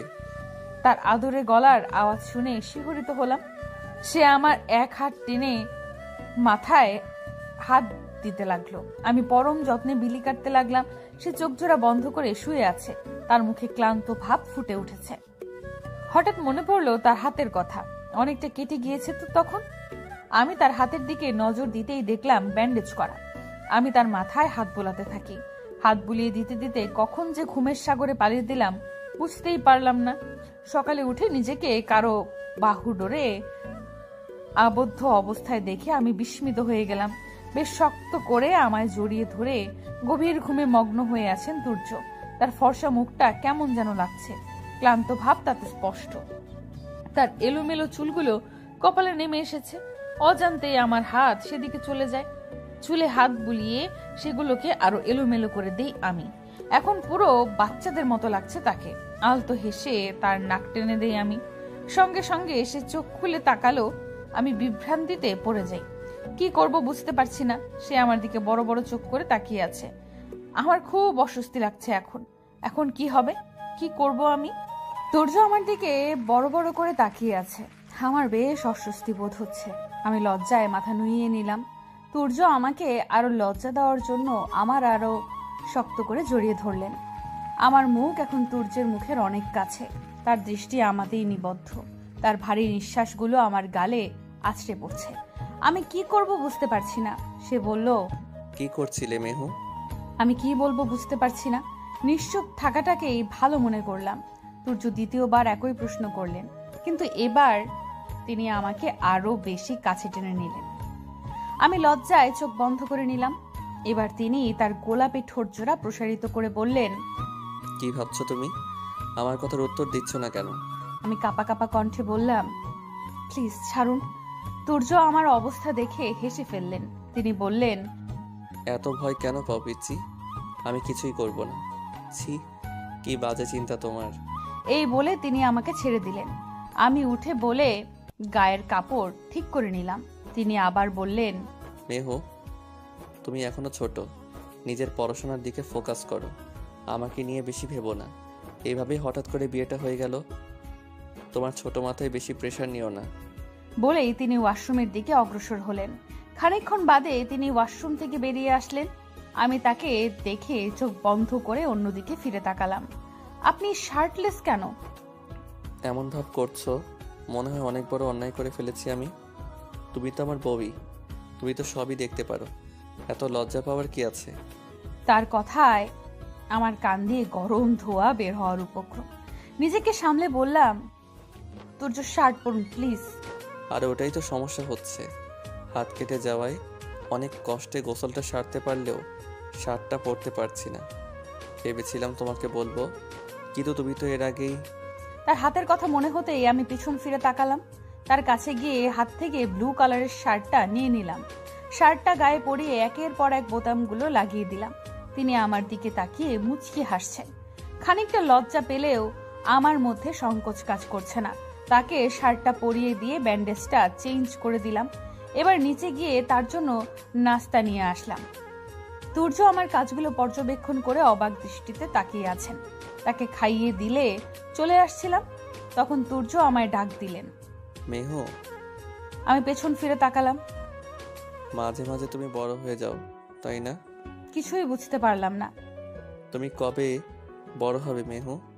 এবার তো অবাকের চরম শীর্ষে পৌঁছে গেলাম। উনি কি বলতে চাচ্ছেন? তুর্য আমায় দেখে হাসছেন, কিন্তু আমি তো রহস্যের সাগরে ডুব দিলাম। মানুষটাকে বোঝা আমার জন্য বেশ কঠিন হচ্ছে। বিকেল গড়িয়েছে, একটু আগে তুর্যের ফুফু মানে আমার ফুফু শাশুড়ির আগমন ঘটেছে। আঙ্কেল খানিকটা অসুস্থ থাকায় বিয়ের পরপরই নাকি উনি বাড়ি চলে গিয়েছিলেন। আজ আমাদের সাথে আবার দেখা করতে এসেছেন। ড্রয়িং রুমে বসে আছি আমি, মিফতা, ফুফু আর রোহানা চাচি। তুর্য বিকেলে বেরিয়েছেন, বলেছিলেন কি যেন একটা আছে ওনার। হাতে ব্যথা থাকার কারণে তার কর্মক্ষেত্রে যাওয়া এখন বন্ধ। রোহানা চাচি আর ফুফু কথা বলছেন। মিফতা আর আমি টিভি দেখছি, কিন্তু আমার চোখ দুটো টিভির পর্দায় হলেও মনে মনে সকালের ঘটনাকে কেন্দ্র করে খানিকটা অস্বস্তি হচ্ছে। কি করছিলাম আমি তখন? তুর্য কি ভেবেছিলেন আমাকে? আমার ভাবনায় ছেদ ফুটিয়ে তুর্য বাড়িতে প্রবেশ করলেন। তাকে হঠাৎ বিচলিত মনে হচ্ছে। বাড়িতে প্রবেশ করে আমার দিকে এক নজর তাকালেন তিনি। আমি লজ্জায় তার থেকে চোখ সরিয়ে নিলাম। সে হালকা হেসে উপরে চলে গেলেন। আমার ফুফু শাশুড়ি আমাকে বললেন, বৌমা, কেমন চলছে তোমার সংসার? জি আলহামদুলিল্লাহ ভালো। তুর্য বাবা কি বকে তোমাকে? আমি মুচকি হাসলাম। গতকালকের ভয়ঙ্কর অভিজ্ঞতার কিছুই বললাম না। হয়তো আমার হাসিকে সে ভালোর লক্ষণ হিসাবে ধরে নিয়েছে। এবার তিনি বললেন, মা, আমার ছেলেটা একটু রাগী হলেও তোমাকে অনেক ভালোবাসে। ও তোমাকে কখনো কষ্ট দেবে না। আমি বেশ আশ্চর্য হলাম। ভালোবাসে মানে? কি বলছেন উনি? তবে কি তুর্য আমাকে আগে থেকেই চিনতেন? আমাকে কি করে চিনেন উনি? হাজারো প্রশ্ন এখন মনে দানা বাঁধছে। কি বলবো বুঝতে পারলাম না। মা, জানিস, ছোট থেকেই আমার তুর্যটা বেশ চঞ্চল স্বভাবের ছিল। পুরো বাড়িটা মাথায় করে রাখতো, কিন্তু এক দুর্ঘটনায় আমার থেকে ছেলেটাকে একেবারেই গম্ভীর হয়ে গেছে। ওকে তো আমি হাসতেই দেখতাম না, সব সময় কেন যেন হয়ে থাকতো ছেলেটা। প্রাণ খুলে হাসা তো ও প্রায় ভুলেই গিয়েছিল। তোকে দেখার পর খানিকটা স্বাভাবিক তুর্যকে দেখছি আমরা। মানে কিছুই তো বুঝতে পারছি না আমি। কি বলতে চাচ্ছেন উনি? আমাকে দেখার পর কি দুর্ঘটনা ঘটেছে ওনার সাথে? আমার মাথায় হাজারো প্রশ্নের বোঝা, কিন্তু কিছুতেই বলতে পারছি না আমি। পাশ থেকে মিফতা টিভি বন্ধ করে আমাকে জড়িয়ে ধরলো। ভাবিমণি, তুমি আমাকে আর ভাইয়াকে ছেড়ে যাবে না তো? সত্যি ভাইয়া, তাহলে মরেই যাবে। আমার মাথা ঘুরে আসছে তাদের এই রহস্য জোড়া কথাগুলোতে। কিছুই বুঝতে পারছি না। এবার আমি ফুফুকে বললাম, কি বলছেন আপনারা? আমি তো কিছুই বুঝতে পারছি না, একটু খুলে বলুন না প্লিজ। কি হয়েছে ওনার সাথে? কেন এমন উনি? মিফতা আমার কথা শুনে আমাকে আঠার মতো জড়িয়ে ধরলো। ফুফু বলতে শুরু করলেন, এটা আজ থেকে প্রায় 6 বছর আগের কথা, যখন তুর্যের মা দিলরুবা জীবিত ছিলেন। আমার ভাই তাওহিদ মাহমুদের প্রথম স্ত্রী উনি। এটা তো জানো, তুর্য লন্ডন থেকে পড়াশোনা শেষ করেছে। ছোট থেকেই তুর্য মেধাবী ছাত্র হওয়ায় ভাইয়ের অনেক শখ ছিল ওকে বিদেশে পড়ানোর। আর আমাদের তো ধন সম্পদের কোনো কমতি ছিল না, তাই তুর্যকে বিদেশেই বড় করেছেন তিনি। তুর্য আর মিফতা এই নিয়েই ছিল তাদের সুখের সংসার। তুর্য বাইরে পড়াশোনা করলেও বছরে 3 বার ও দেশে আসতো। প্রথমত মিফতার জন্মদিনের দিন, দ্বিতীয়বার ওর মা বাবার বিবাহবার্ষিকীতে, আর তৃতীয়বার আসতো মায়ের জোড়াজুড়িতে। ওর বাবা মায়ের 25তম বিবাহবার্ষিকীতে এসে ফুপু কি বলছো তোমরা? তুর্যের কণ্ঠস্বর শুনতে পেয়ে ফুফু চুপ হয়ে গেলেন। কথা ঘুরিয়ে বললেন, এই তো নতুন বৌমার সাথে গল্প করছিলাম আর কি। বুঝতে পারলাম উনি চাচ্ছেন না তুর্যের সামনে কিছু বলতে। আমিও আর কিছু বললাম না, কিন্তু প্রশ্ন যেন আমার পিছু ছাড়ছে না। কি হয়েছে ওনার মা বাবার বিবাহ বার্ষিকীতে? রাত প্রায় 12টা, তুর্য বাড়িতে নেই। সেই সন্ধ্যায় বেরিয়েছেন ফুফুকে নিয়ে। আঙ্কেল হঠাৎ করে অসুস্থ হয়ে পড়েছেন, তাই ফুফুকে বাসায় দিয়ে আসতে গেছেন তিনি। আমাদেরকে নেননি, বলেছেন তাড়াতাড়ি ফিরে আসবেন, কিন্তু তার ফিরে আসার কোনো হদিস পাচ্ছি না আমি। আমার রাত জাগার অভ্যাস একদম নেই। ঘুমে দু চোখের পাতা এক হয়ে আসছে আমার। আপাতত মিফতার ঘরে আছি আমি। আমায় উনি স্পষ্ট বলে দিয়েছেন দেরি হলে মিফতার সাথে থাকতে, একা থাকতে নিষেধ করেছেন। মিফতার তো গভীর ঘুমে মগ্ন। আমি ব্যালকনিতে দাঁড়িয়ে সদর দরজার দিকে তাকিয়ে আছি। কখন ওনার আগমন ঘটবে? অনেক ঘুম পাচ্ছে এখন, আর দাঁড়িয়ে থাকতে পারছি না আমি। ব্যালকনি থেকে গিয়ে মিফতার পাশে শুয়ে ঘুমিয়ে পড়লাম। সকালে সোনালি রোদের আলো চোখে পড়তেই হাত দিয়ে চোখ ঢেকে নিলাম, আর মোড়া ভেঙে বিছানায় বসে পড়লাম। চোখ খুলে নিজেকে তুর্যের ঘরে আবিষ্কার করলাম। আমি এখানে কখন এলাম? কে আনলো? তুর্য কোথায়? আশপাশে তাকিয়ে দেখলাম তুর্য জানালার কাছে দাঁড়িয়ে আছেন। আমার দিকেই তাকিয়ে আছেন তিনি। তা ঘুম ভেঙেছে তাহলে? কটা বাজে? আমি এখানে কিভাবে আসলাম? আমি এনেছি। এবার আমার ধারণা পরিষ্কার হলো। রাত জাগতে বলেছিল কে? কয়টায় ঘুমিয়েছিলে? আপনি কখন এসেছেন? এত দেরি হয়েছে কেন? রাফসান বাসায় ছিল না, আমি আঙ্কেলের সাথে ডাক্তারের কাছে গিয়েছিলাম, তাই দেরি হয়েছে। রাফসান কে? তুর্য আমার দিকে চেয়ে বললেন, আমার ফুফাতো ভাই। ও, আপনার হাতের অবস্থা কেমন? তুর্য আমার দিকে এইভাবে চেয়ে আছেন যেন আমি তার কাছে কি না কি জানতে চেয়েছি। এমন করে তাকিয়ে আছেন কেন? আমি কি খারাপ কিছু জিজ্ঞেস করেছি? আরে না, তা না, দেখছি আমার মেহুপরিটা বড় হচ্ছে। আমার দিকে অবাক হয়ে চেয়ে থাকলেন। সে আমাকে বলল, মেহু, আজকে আমি অফিসে যেতে হবে, ইম্পর্টেন্ট একটা কাজ আছে, তাড়াতাড়ি নাস্তা রেডি করো।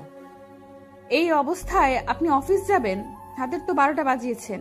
এবার সে আমার কথায় হেসে ফেললেন, আমায় টেনে তার কাছে বসালেন। এরপর বললেন, ও নিয়ে তোমাকে চিন্তা করতে হবে না পিচ্চি, আমি ঠিকই সামনে নিব, তুমি নাস্তা রেডি করো।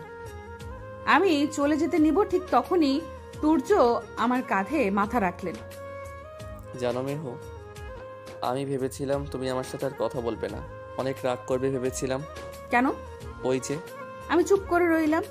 ঠিকই তো, সেদিন যা করেছিলেন উনি অন্য কেউ হলে নিশ্চয়ই এর প্রতিবাদ জানাতো। মেহু, কিছু না, যাও।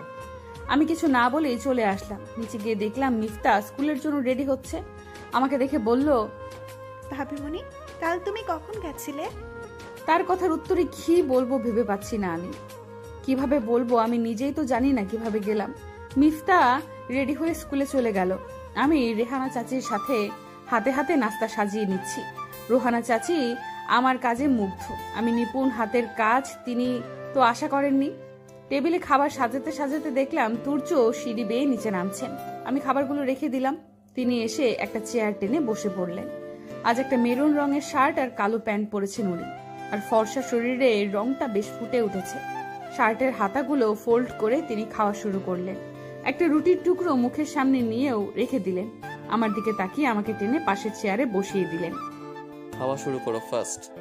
আরে আরে, আমি পরে খাবো, আপনি খেয়ে নিন। আর একটা শব্দ না, চুপচাপ খেয়ে নাও। তার ধমক শুনে আমি কথা না বলে মুখে রুটি পুড়তে লাগলাম। সে একটু পর পর আমার দিকে দেখছে আর মুচকি হাসছে। আমার তো গা জ্বলে যাচ্ছে। নাস্তা সেরে বেরিয়ে পড়লেন তুর্য। মিফতা তো এর আগে স্কুলে চলে গেছে। মিফতা চাচি রান্নাঘরে দুপুরের রান্নার আয়োজন করছেন। ড্রয়িং রুমে বসে বোর হচ্ছিলাম আমি। হঠাৎ মনে পড়ল গতকালকের কথা। ফুফুতো কথাগুলো অসমাপ্ত রেখেই চলে গেছিল। রোহানা চাচি যেহেতু অনেক বছর ধরে এখানে আছেন, নিশ্চয়ই তিনি জানবেন। আমি রান্নাঘরের দিকে অগ্রসর হলাম। রান্নাঘরে গিয়ে দেখলাম চাচি সবজি কাটছেন। আমি গিয়ে তার পাশ ঘেঁষে দাঁড়ালাম। তিনি আমাকে দেখে বললেন, কিছু বলবা বৌমনি? আসলে চাচি, গতকাল ফুফু কি বলেছিল আপনি কি তার আর বুঝতে বাকি রইল না আমি কি বলতে চাইছি। তিনি বললেন, অনেক আগে থেকেই এই বাড়িতে থাকি আমি। বড় বৌমনি অনেক ভালো ছিলেন। উনি কিভাবে মারা গেছেন, কি বলতে চেয়েছিলেন ফুফু? তিনি দীর্ঘশ্বাস ফেলে বললেন, এগুলো পরে কমো বৌমনি, এখন শুনতে চাইও না, তুমি এখন ছোট। আমি কিছুই বুঝতে পারলাম না। তিনি আবার বললেন, বৌমনি, সময় হইলেই সবটা জানতে পারবা। শুধু তোমারে এইটুকু বলে তুর্য বাবারে ছাইরা যাইও না, ছেলেটা অনেক ভালোবাসে তোমারে। বিকেলে বাগানে ঘুরছি আমি। বাগানে দাঁড়িয়ে বিগত দিনগুলোর কথা চিন্তা করছি আমি। দেখতে দেখতে পুরো একটা সপ্তাহ কেটে গেল। এই একটা সপ্তাহে জীবনের বহু অভিজ্ঞতার সম্মুখীন হয়েছি আমি। এ এক অন্যরকম অভিজ্ঞতা, অন্যরকম অনুভূতি। এই দিনগুলোতে সবার আপন হয়ে উঠেছি আমি, কিন্তু তুর্য মানুষটার ব্যবহার ঠিক কিরূপ তা এখনো বুঝতে পারলাম না। এই রাগ আবার এই পানি, তার ব্যবহার ও কথাবার্তা আমার কাছে অজানা রহস্য। তাকে বোঝা আমার জন্য কঠিন। কেন যেন ভালো লাগছে না এখন। মিফতা ঘুমাচ্ছে, তুর্য এখনো বাড়ি আসেননি। রোহানা চাচি কেন জানি তাদের গ্রামের বাড়িতে গেছেন। কি যেন সমস্যা হয়েছে তাদের জমি জমা নিয়ে। মেঘ মুক্ত সুনির্মল আকাশে গাঢ় নীল ব্যাপ্তি আর ব্যঞ্জনা। শরতের ছোঁয়ায় শিশির ভেজা ঘাসে কোমল শিহরণ। শরৎ মানেই শিউলি ঝরা সকাল লাবণ্যের জোয়ার। হালকা চপল মেঘ ও রৌদ্র লুকোচুরি খেলছে আকাশের মাঝে। শিউলি ফুলের সুবাস ছড়িয়ে পড়ছে চারপাশটায়। এ বাড়ির বাহিরে দেখলেই লোকে বুঝতে পারবে বাড়ির মালিক কতটা শৌখিন। হরেক রকমের দেশি বিদেশি ফুল আর ফলের চাষ করা হয়েছে বাগানটাতে। আমার মনে হয় বাড়ি থেকে এ বাড়ির বাগানটাই বেশি বড়। বাগানে ঘুরতে ঘুরতে শুনতে পেলেন এক মোহনীয় কণ্ঠস্বর। হ্যাঁ, এটা তুর্যের কণ্ঠস্বর। মেহু, কি করছো? পেছনে ফিরে দেখলাম তুর্য। তাকে বেশ চিন্তিত মনে হচ্ছে। তার ফর্সা মুখটা মলিন হয়ে আছে। তার কণ্ঠস্বর কেমন যেন ক্লান্তি মিশ্রিত। সারাদিন পরে শেষ বিকেলে বাড়ি ফিরেছেন। দেখেই বোঝা যাচ্ছে সারাদিন অনেক পরিশ্রম করেছেন। আমাকে তার দিকে তাকিয়ে থাকতে দেখে তিনি বললেন, মেহু, এভাবে তাকিয়ে আছো কেন? কিছু না তো। এখানে কি করছো? ভালো লাগছিল না, তাই এখানে এসে দাঁড়িয়েছিলাম। ও আচ্ছা, আমি ফ্রেশ হয়ে আসছি। তুমি খাবার রেডি করো, খুব খিদে পেয়েছে। বলে তিনি চলে গেলেন।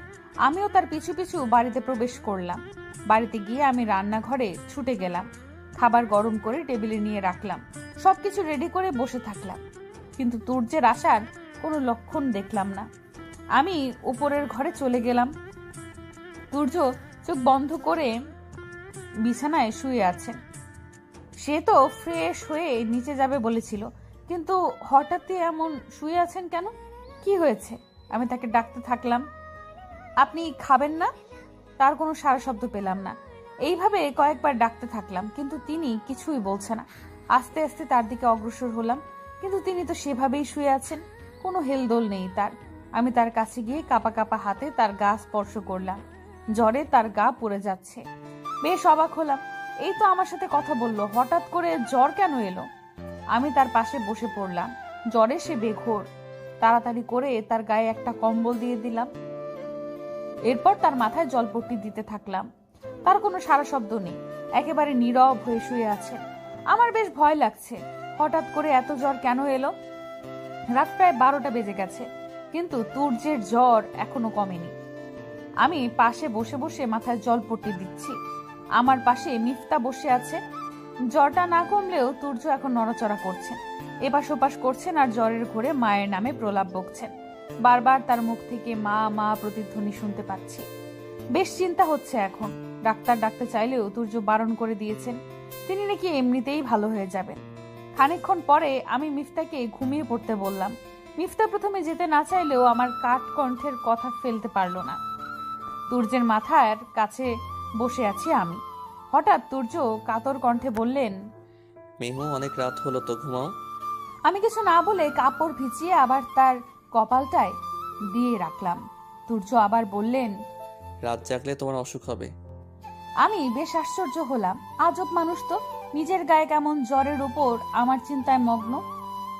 আমি বললাম, আমার কিছু হবে না, আপনি ঘুমানোর চেষ্টা করুন। তিনি বললেন, এই পিচ্ছি, আমার সেবা করতে গিয়ে তোমার কিছু হোক তো আমি চাই না, চুপচাপ ঘুমিয়ে পড়ো। আমি তার কথার কোনো পরোয়া করলাম না, ঠায় বসে পড়লাম। এবার তিনি বললেন, মেহু, তুমি ঘুমিয়ে পড়ো, আমার কিছু হবে না। এই যন্ত্রণা আমি সহ্য করতে অভ্যস্ত। মানে কি বলতে চাইছেন উনি? বুঝতে পারলাম না। আমি হালকা ধমকের সুরে তাকে বললাম, আপনি আর একটাও কথা বলবেন না, চুপচাপ ঘুমিয়ে পড়েন। সে আমার কথায় হাসলো, চোখ বন্ধ করে দিয়ে বলল, মেহু, এই জ্বরে আমার কিছু হবে না। আর তো মাত্র কয়টা দিন, এরপর সবচেয়ে কঠিন যন্ত্রণার সম্মুখীন হতে হবে আমাকে। তখন কি করব? তুমি কি সাথে থাকবে আমার? তার চোখ দুটো দিয়ে অশ্রু গড়িয়ে পড়ছে। আমি কিছুই বুঝতে পারলাম না। তাকে উল্টো প্রশ্ন করলাম, কি বলছেন আপনি? মানে কি? এইভাবে কথা বলছেন কেন? সে আমার কথায় মুচকি হেসে বলল, কিছু না পিচ্ছি। আমার মস্তিষ্ক তার কথার কোনো উত্তর আবিষ্কার করতে পারল না। তিনি ঠিক কি বোঝাতে চাইছেন আমাকে? কি যন্ত্রণার কথা বলছেন? মেহু, সে আবারও ডাকছে আমাকে। আমি সায় দিলাম। মাথাটায় প্রচুর যন্ত্রণা হচ্ছে, একটু হাত বুলিয়ে দিবে? তার আদরে কণ্ঠ শুনে আমার হাত তার মাথায় চলে গেল। আমি নিঃশব্দে তার মাথার সিল্কি চুলগুলো হাত বুলিয়ে দিতে লাগলাম। হাত বোলাতে বোলাতে এক পর্যায়ে বুঝতে পারলাম সে ঘুমিয়েছে। রাত প্রায় 3টা বেজে গেছে। আমারও প্রচুর ঘুম পাচ্ছে। আমি ঘরের এক প্রান্তে বসানো সোফার উপর গিয়ে শুয়ে পড়লাম। সকালে ঘুম থেকে উঠে দেখলাম তুর্য নেই। আমি বিছানার উপর শুয়ে আছি। নিশ্চয়ই এটা তুর্যের কাজ। গায়ের কাপড় এলোমেলো হয়ে আছে। ইস, বেশ লজ্জা লাগছে। তুর্য আমাকে এইভাবে দেখেছেন। এখন তার সামনে যাব কিভাবে? ঘুম থেকে উঠে ওয়াশরুমে চলে গেলাম। ফ্রেশ হয়ে বের হয়ে দেখলাম খাটের উপর একটা ছোট্ট ছেলে বসে আছে। ছেলেটা আমাকে দেখে হাসছে। সে খাট থেকে নেমে আমাকে এসে জড়িয়ে ধরলো আর বলল, মামুনি। আমি তো অবাক, এটা কে, এখানে কেন? ছেলেটা আমাকে বলল, কোলে নেও আমাকে। ছোট বাচ্চাদের আমার খুব ভালো লাগে। তার উপর এত সুন্দর করে আমার সাথে কথা বলছে। আমাকে কোলে তুলে নিলাম। ভারী মিষ্টি ছিলে, খুব সুন্দর করে কথা বলছে। আমি ওকে কোলে করে খাটে বসে পড়লাম। হঠাৎ রুমের দরজা ঠেলে তুর্য প্রবেশ করলেন, সাথে একটা মেয়ে। একে দেখছি দেখছি মনে হচ্ছে। সে আমাকে বলল, ভাবি, চিনতে পেরেছো আমাকে? মনে পড়লো, একে তো বিয়েতে দেখেছিলাম। আমি বললাম, জি, কেমন আছেন আপু? এই তো ভালো, আপনি? জি আলহামদুলিল্লাহ ভালো। এই হচ্ছে তুর্যর ফুফাতো বোন আলিশা রহমান। তার মানে ছেলেটি তার। তুর্য বললেন, মেহু, এদিকে এসো। আলিশা আপু বললেন, ভাইয়া, কি রে তুই? পরে তোর কথা শুনবে, আগে ভাবির সাথে কথা বলে নি। বিয়ের দিন তো চলেই গেলাম, এখন সুযোগ হয়েছে, এসেছি, আবার কবে না কবে আসবো, তুই যা। তুর্যর মুখটা মলিন করে চলে গেলেন। তার মুখ দেখে বেশ হাসি পাচ্ছে আমার। মুহূর্তে মনে হলো কাল রাতের কথা। তার জ্বর কমে গেছে। তুর্য বাড়িতে নেই বর্তমানে। আলিশা আপু, আমি আর মিফতা অনেক ধরে আড্ডা দিলাম। সাথে সায়ান ভাইয়া, আলিশার স্বামীও ছিলেন। ড্রয়িং রুমে সবাই মিলে গল্প করছে। আমি সাফিনকে কোলে নিয়ে আছি এক পাশে। হঠাৎ সদর দরজায় খেয়াল হতেই দেখলাম তুর্য বাড়িতে প্রবেশ করছেন। হাতে অনেকগুলো প্যাকেট। আমায় চোখের ইশারায় তার কাছে যেতে বললেন। আমি সাফিনকে কোল থেকে নামিয়ে সেদিকে গেলাম। সে প্যাকেটগুলো আমার হাতে দিয়ে দিল। সবাইকে খাবার দাও। আপনি বাহির থেকে খাবার আনতে গেলেন কেন? আমি তৈরি করতে পারতাম। সে মুচকি হেসে বলল, আমার পিচ্ছি বউটার তো অনেক কষ্ট হতো, আর আপাতত আমি এটা চাচ্ছি না। খাবার দাও। আমি সবাইকে নাস্তা সার্ভ করলাম। প্রতিটা সময় তুর্য আমার দিকে চেয়েছিলেন। স্নিগ্ধ পড়ি, বারবার কেন তোমার প্রেমে পড়ে যাই? তোমার নেশায় কেন এতটা আসক্ত আমি? আমার প্রতিটি আবেশে তুমি, আমার স্নিগ্ধ আবেশে তুমি, তোমার মায়ায় আবদ্ধ আমি। তোমায় ছাড়া আমি কি করে থাকতে পারবো আমি? মেহু, জি। 1 সপ্তাহ পরে তোমার রেজাল্ট দিবে। হুম কলেজে ভর্তির প্রিপারেশন নাও। তুর্য চলে গেলেন। দেখতে দেখতে আমাদের বিয়ের প্রায় 1 মাস কেটে গেল। এই দিনগুলো বেশ ভালোই গেল। এই দিনগুলোতে নিজেকে একেবারে এই পরিবেশে খাপ খাইয়ে নিয়েছি আমি। তুর্যের বকা, আদর মাখা ধ্বনি, মিফতার সাথে খুনসুটি, এইসব নিয়ে বেশ ভালোই কাটছে আমার দিনগুলো। বুঝতে পারিনি এত তাড়াতাড়ি কেটে যাবে এতগুলো সময়। কিন্তু বেশ কিছুদিন ধরে লক্ষ্য করছি তুর্য কেমন জানি হয়ে যাচ্ছে। প্রয়োজনের অতিরিক্ত একটা কথাও বলেন না উনি। এটা প্রথম থেকে হলেও ইদানিং এর প্রভাব বেশি লক্ষ্য করছি আমি। তার ফর্সা মুখটা কেমন জানি শুকিয়ে যাচ্ছে। কি জানি চিন্তা করেন উনি। বাড়িতে যতক্ষণ থাকেন আমার থেকে দূরে থাকার চেষ্টা করেন। আজ বিকেলে ব্যালকনিতে বাহিরে দাঁড়িয়ে বাহিরের মনোরম প্রকৃতি দেখতে যখন আমি ব্যস্ত, তখনই এসে রেজাল্টের খবর শুনিয়ে গেলেন উনি। এতদিন রেজাল্ট নিয়ে ততটা চিন্তা না হলেও এখন খুব চিন্তা হচ্ছে। আমার বুকে ভয় দানা বাঁধছে ধীরে ধীরে। পরীক্ষাটা মোটামুটি বেশ ভালোই দিয়েছি আমি। আশানুরূপ ফল না হলে তখন কি হবে? রাত 10টা বেজে গেছে। আমি বারান্দায় দাঁড়িয়েই আছি। বিকেলে রেজাল্টের কথা শোনার পর থেকেই হাত পা কাঁপছে। আশেপাশে কি হচ্ছে তা যেন দেখতে পাচ্ছি না আমি। শুধু মনে পড়ছে যদি ফলাফল ভালো না আসে তখন কি হবে। কি ভাবছো এখনো? ঘুমাবে না? পেছন ফিরে দেখলাম তুর্য। এত টেনশন করছো কেন? তোমার রেজাল্ট ভালোই আসবে। আপনি কি করে বলেন? আমার বউ তো, তাই বললাম। আপনার বউ হলেই যে ভালো হবে এর কোনো গ্যারান্টি আছে? অবশ্যই আছে। তাসকিন মাহমুদ তুর্য কখনো ভুল বলে না। ওকে। আমি কিছু বললাম না, চুপ করে রইলাম। সে আমার দিকে অপলক দৃষ্টিতে চেয়ে আছে। মনে হয় কতদিন আমাকে দেখেনি। তোমায় দেখার পিপাসা যেন মেটেই না। তোমার মাঝে কি আছে যা আমায় আকৃষ্ট করে? তোমার চোখের চাহনিতে এক অপূর্ব মায়া। বারবার কেন এই ছোট পরিটা আমাকে পাগল করে দেয়? কি নেশা আছে তোমার মাঝে? আমায় মনে পড়বে কখনো তোমার মেহু পরি? তাকে এক দৃষ্টিতে আমার দিকে চেয়ে থাকতে দেখে আমি জিজ্ঞেস করলাম, কি দেখছেন? আমার মেহু পরিটাকে দেখছি। আমার পরিটা বড় হচ্ছে। আমি তার কথায় মুচকি হাসলাম। তার কথাগুলো শুনতে এখন আমার খুব ভালো লাগে। জানি না কেন এমন হচ্ছে আমার। তবে কি আমি তার প্রতি আসক্ত হয়ে গেছি? আমায় ভাবনার জগতে বিলীন হয়ে যেতে দেখে তুর্য বললেন, মেহু, তুমি কি আমাকে ভুলে যাবে? আমি আশ্চর্য হলাম। ওনাকে কেন ভুলে যাব আমি? কি বলতে চাচ্ছেন উনি? আমি কেন আপনাকে ভুলে যাব? আপনি এভাবে কথা বলছেন কেন? তিনি মুচকি হেসে বললেন, কিছু না পিচ্ছি বউ আমার। আমার মাথায় তার কথাগুলোই ঘুরপাক খাচ্ছে বারবার। আমাকে চিন্তায় মগ্ন থাকতে দেখে তিনি বললেন, মেহু শোনো। হুম। গ্রামে যাবে? মুহূর্তেই মনটা ভালো হয়ে গেল। অনেক খুশি লাগছে এখন। বিয়ের পর একবারও বাড়িতে যাওয়া হয়নি। অনেকদিন পর বাড়িতে যাব। মাঝে মাঝে আম্মু আব্বুর সাথে কথা বললেও তাদের দেখার ইচ্ছেটা আমার মাঝে মাঝে তীব্র গতিতে বাড়ছে। আমি উৎকণ্ঠা হয়ে বললাম, কবে কবে কবে? এত খুশি? কাল সকালে যাব। আচ্ছা ঠিক আছে। ব্যাগ গুছিয়ে নাও। আচ্ছা মিফতাও কিন্তু যাবে। সে আর কিচ্ছু বললেন না। আমিও কিছু না বলে ব্যাগ গোছাতে চলে গেলাম। সকালে গ্রামে যাব। খুব খুশি লাগছে আমার। দীর্ঘ সময় পাড়ি দিয়ে বাড়িতে চলে এলাম। বাড়ির কাছে আসতে দেখতে পেলাম মধু বাড়ির সামনে দাঁড়িয়ে আছে। দৌড়ে গিয়ে মধুকে জড়িয়ে ধরলাম। ও আমাকে দেখে কেঁদেই দিল। আমিও কাঁদতে লাগলাম। কতদিন পরে ছোট বোনটাকে দেখছি। একে একে মা আর আমার চাচিরা ছুটে এলেন। মাকে জড়িয়ে ধরে আরেক দফা কান্নার পর্ব শেষ হলো। এবার সবার চোখ গেল জামাইয়ের উপর। দেখতে পেলাম তুর্য মুখটা বাঁকা করে আমার দিকে তাকিয়ে আছেন। সবাই জামাইয়ের সাথে কথা বলে তাকে ভেতরে আসতে বলল। তুর্য আমাকে বলল, তোমাদের মেয়েদের চোখ কি দিয়ে তৈরি বলো তো? পানির ট্যাঙ্ক মনে হয়। আমি হালকা রাগী দৃষ্টিতে তাকিয়েছিলাম। কেন এভাবে বলছেন কেন? সে আমার দিকে তাকিয়ে বললেন, ছিচকাদুনে একটা। বলেই তিনি ভেতরে চলে গেলেন। আমি অবাক হয়ে তাকিয়েই রইলাম। মিফতা বলল, ভাবিমণি কেঁদো না। আমি মিফতাকে নিয়ে ভেতরে গেলাম। মহাশয় তো আমাদের দেখে ভেতরে চলে গেলেন। মনে হয় উনি এ বাড়িতে কত এসেছেন সব চেনেন। ভেতরে গিয়ে দেখলাম সবাই জামাই নিয়ে মহাব্যস্ত। বাড়িতে ছোটখাটো একটা আয়োজন লেগে গেছে। তুর্য একটা চেয়ারে বসে আছেন। আমার দিকে তাকিয়ে ইশারায় তার কাছে যেতে বললেন। আমি তার কাছে না গিয়ে ভেতরে চলে গেলাম। এতে হয়তো উনি রাগ করেছেন, কিন্তু আমার বেশ ভালো লাগছে। মায়ের সাথে টুকিটাকি কাজ, ছোট বোনের সাথে ঘোরাঘুরি আর হাসি ঠাট্টায় কেটে গেল দিনটা। রাতে তুর্য আর আমার জন্য বাড়ির সবচেয়ে সুসজ্জিত ঘরটায় থাকার বন্দোবস্ত করা হলো। কিন্তু আমি মিফতা আর মধুর সাথে গিয়ে শুয়ে পড়লাম। আজ তুর্যের কাছে যাওয়ার সাহস আমার নেই। সারাদিন তার কোনো খবরই আমি রাখিনি। রাগে তার মুখটা যে টমেটোর মতো ফুলে আছে এটা আমার চোখের আড়াল হয়নি। বেশ কয়েকবার আমাকে তার কাছে যেতে বলেছিলেন, কিন্তু আমার মুখ ভেঙচে অন্যদিকে চলে গেছি। এতে তো উনি বেজায় রেগে আছেন। এখন গেলে হয়তো আমাকে চিবিয়ে খাবেন। গভীর ঘুমে আচ্ছন্নরত অবস্থায় বুঝতে পারলাম আমি শূন্যে ভাসছি।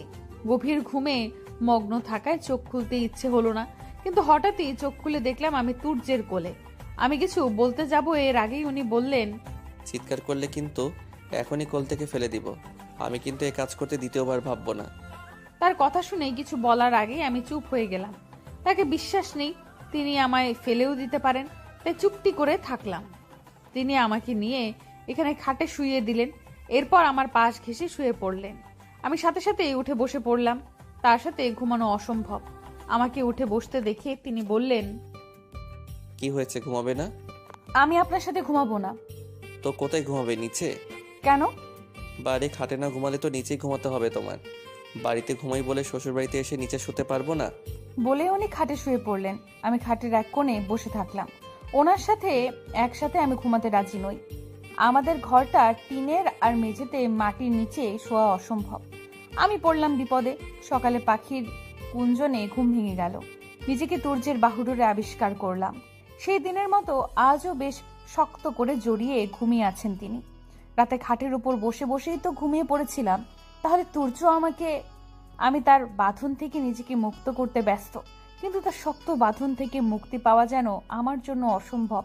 তাকে ডাক দিয়ে বললাম, প্লিজ ছাড়ুন। তুর্য মনে হয় সজাগে ছিলেন। আমার কথা শুনে চোখ খুলে বললেন, এত নড়াচড়া করছো কেন? শান্তি মতো একটু ঘুমোতেও দিবে না? আপনি ঘুমান, কোনো নিষেধ নেই, আমাকে ছাড়ুন। তুর্য আমার কথা কানে নিলেন না, বরং আগের থেকে আরো শক্ত করে জড়িয়ে ধরলেন আমাকে। আর একটু ঘুমাবো, যতক্ষণ না আমার ঘুম শেষ হবে ততক্ষণ পর্যন্ত তুমি উঠতে পারবে না। আশ্চর্য তো, আপনার ঘুমের সাথে আমার কি সম্পর্ক? সে আবার আমার দিকে চেয়ে বললেন, আমি বউ ছাড়া ঘুমাতে পারি না, তাই তুমিও শুয়ে থাকবে। বিস্ফোরিত নয়নে তার দিকে চেয়ে থাকলাম। সে যেন কিছুই দেখতে পারছে না। কোনো উপায় না পেয়ে নিজেকে আট কপালে মনে হচ্ছে এখন। 2 দিন হলো বাড়িতে ফিরেছি। এতদিন পরে বাপের বাড়ি গেলাম, কিন্তু থাকতে পারলাম না। পরদিনই চলে আসতে হলো। তুর্য একদিনের বেশি কিছুতেই থাকবে না। অবশ্য এরও কারণ আছে, তাকে কর্মক্ষেত্রে বিচরণ করতে হবে। 2 দিন হলো ঢাকা ফিরেছি। 2 দিনে তুর্যকে এক মুহূর্তের জন্য জিরোতে দেখিনি। 2 দিন ধরেই সেই সকালে বের হন আর মধ্যরাতে বাড়ি ফেরেন। বেচারার অবস্থা কাজের চাপে নাজেহাল। আমি যতটা পারি সাহায্য করি তাকে। আজ তিনি বাড়িতে আছেন। হঠাৎ করে আজ তার জন্য নিজ হাতে রান্না করতে ইচ্ছে করছে। আমি চটপট রান্নাঘরে চলে গেলাম। তুর্য বিরিয়ানি খেতে খুব বেশি পছন্দ করে, তাই আমি বিরিয়ানি তৈরি করব বলেই ঠিক করলাম। রান্নাঘরে গিয়ে দেখলাম রেহানা চাচি রান্নার প্রস্তুতি নিচ্ছে। আমি গিয়ে তার পাশে দাঁড়ালাম। কিছু বলবে বৌমনি? চাচি, আজকে আমি রান্না করি। সে আমার কথায় মুচকি হাসলেন।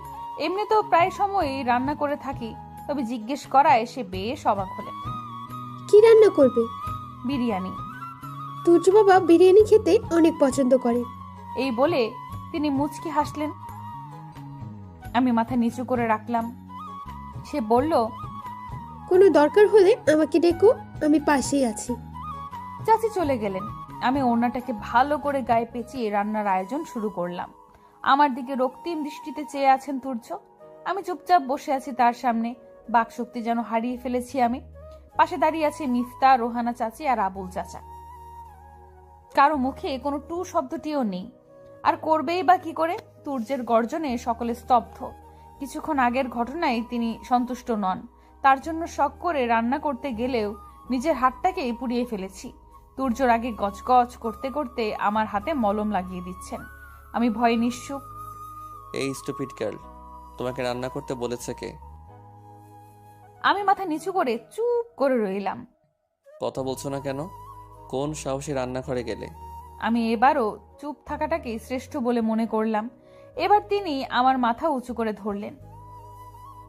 আমি তার রাগে লাল হওয়া মুখশ্রী পর্যবেক্ষণ করে সাথে সাথেই চোখ সরিয়ে নিলাম। তোমাকে রান্না করতে বলেছে কে? উত্তর দাও। আমি ভয়ে জড়সড় হয়ে বললাম, না মানে চেষ্টা করছিলাম আর কি। আমি তো পারি, কিন্তু আজ এমন হবে বুঝতে পারিনি।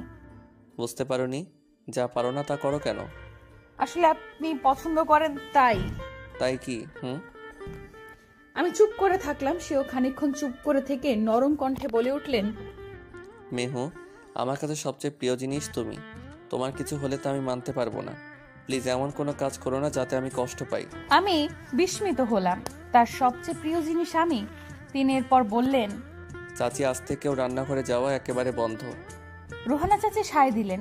এরপর তিনি আমার দিকে তাকিয়ে বললেন, আর কখনো রান্নাঘরে দেখলে পা ভেঙে ঘরে বসিয়ে রাখবো। আমি চুপ করে থাকলাম। রাতে ঘুমের মধ্যে বুঝতে পারলাম আমার হাতের উপর কেউ পরম যত্নে চুমু খাচ্ছে। চোখ খুলে দেখলাম তুর্যকে। উনি আমার হাতের যে অংশ পুড়ে গেছে তার উপরেই আস্তে আস্তে হাত বুলিয়ে দিচ্ছে আর ছোট ছোট চুমু খাচ্ছে। আমি তার দিকে তাকিয়ে থাকলাম। হয়তো তিনি এটা খেয়াল করলেন না। মেহপরি, তোমাকে ছাড়া আমি শূন্য। তোমাকে ছাড়া আমার অস্তিত্ব কল্পনা করা অসম্ভব। তোমাতেই আবদ্ধ আমি। তবু কেন আমাকে কষ্ট দাও বলো তো? আমাকে কষ্ট দিতে খুব ভালো লাগে, তাই না? যখন থাকবো না তখন বুঝবে। এই বলে তিনি আমার হাত আঁকড়ে খাটের উপর মাথা দিয়ে শুয়ে পড়লেন। তার কথায় বেশ অবাক হলাম। খানিকক্ষণ পরে তুর্যের কোনো শব্দ না পেয়ে উঠে বসলাম। তুর্য চোখ বন্ধ করে আছে। আমি তার মাথায় আলতো করে হাত বুলিয়ে দিলাম। সঙ্গে সঙ্গে উনি চোখ খুলে তাকালেন। তবে কি উনি ঘুমাননি? মেহু, কি হয়েছে? হাত জ্বালাপোড়া করছে? বেশি ব্যথা করছে? তার অস্থির কণ্ঠে উচ্চারিত ধ্বনিগুলো আমায় বেশ অবাক করছে। আমি তার দিকে তাকিয়ে তার চাহনিকে বোঝার চেষ্টা করলাম, কিন্তু আমি ব্যর্থ। আমাকে তাকিয়ে থাকতে দেখে তিনি মুচকি হাসলেন। এরপর আমার কোলে মাথা রেখে শুয়ে পড়লেন। মেহু, আমার না ঘুম আসছে না। কেন? জানি না, আমি ঘুমাতে পারছি না, মাথাটা প্রচুর ব্যথা করছে।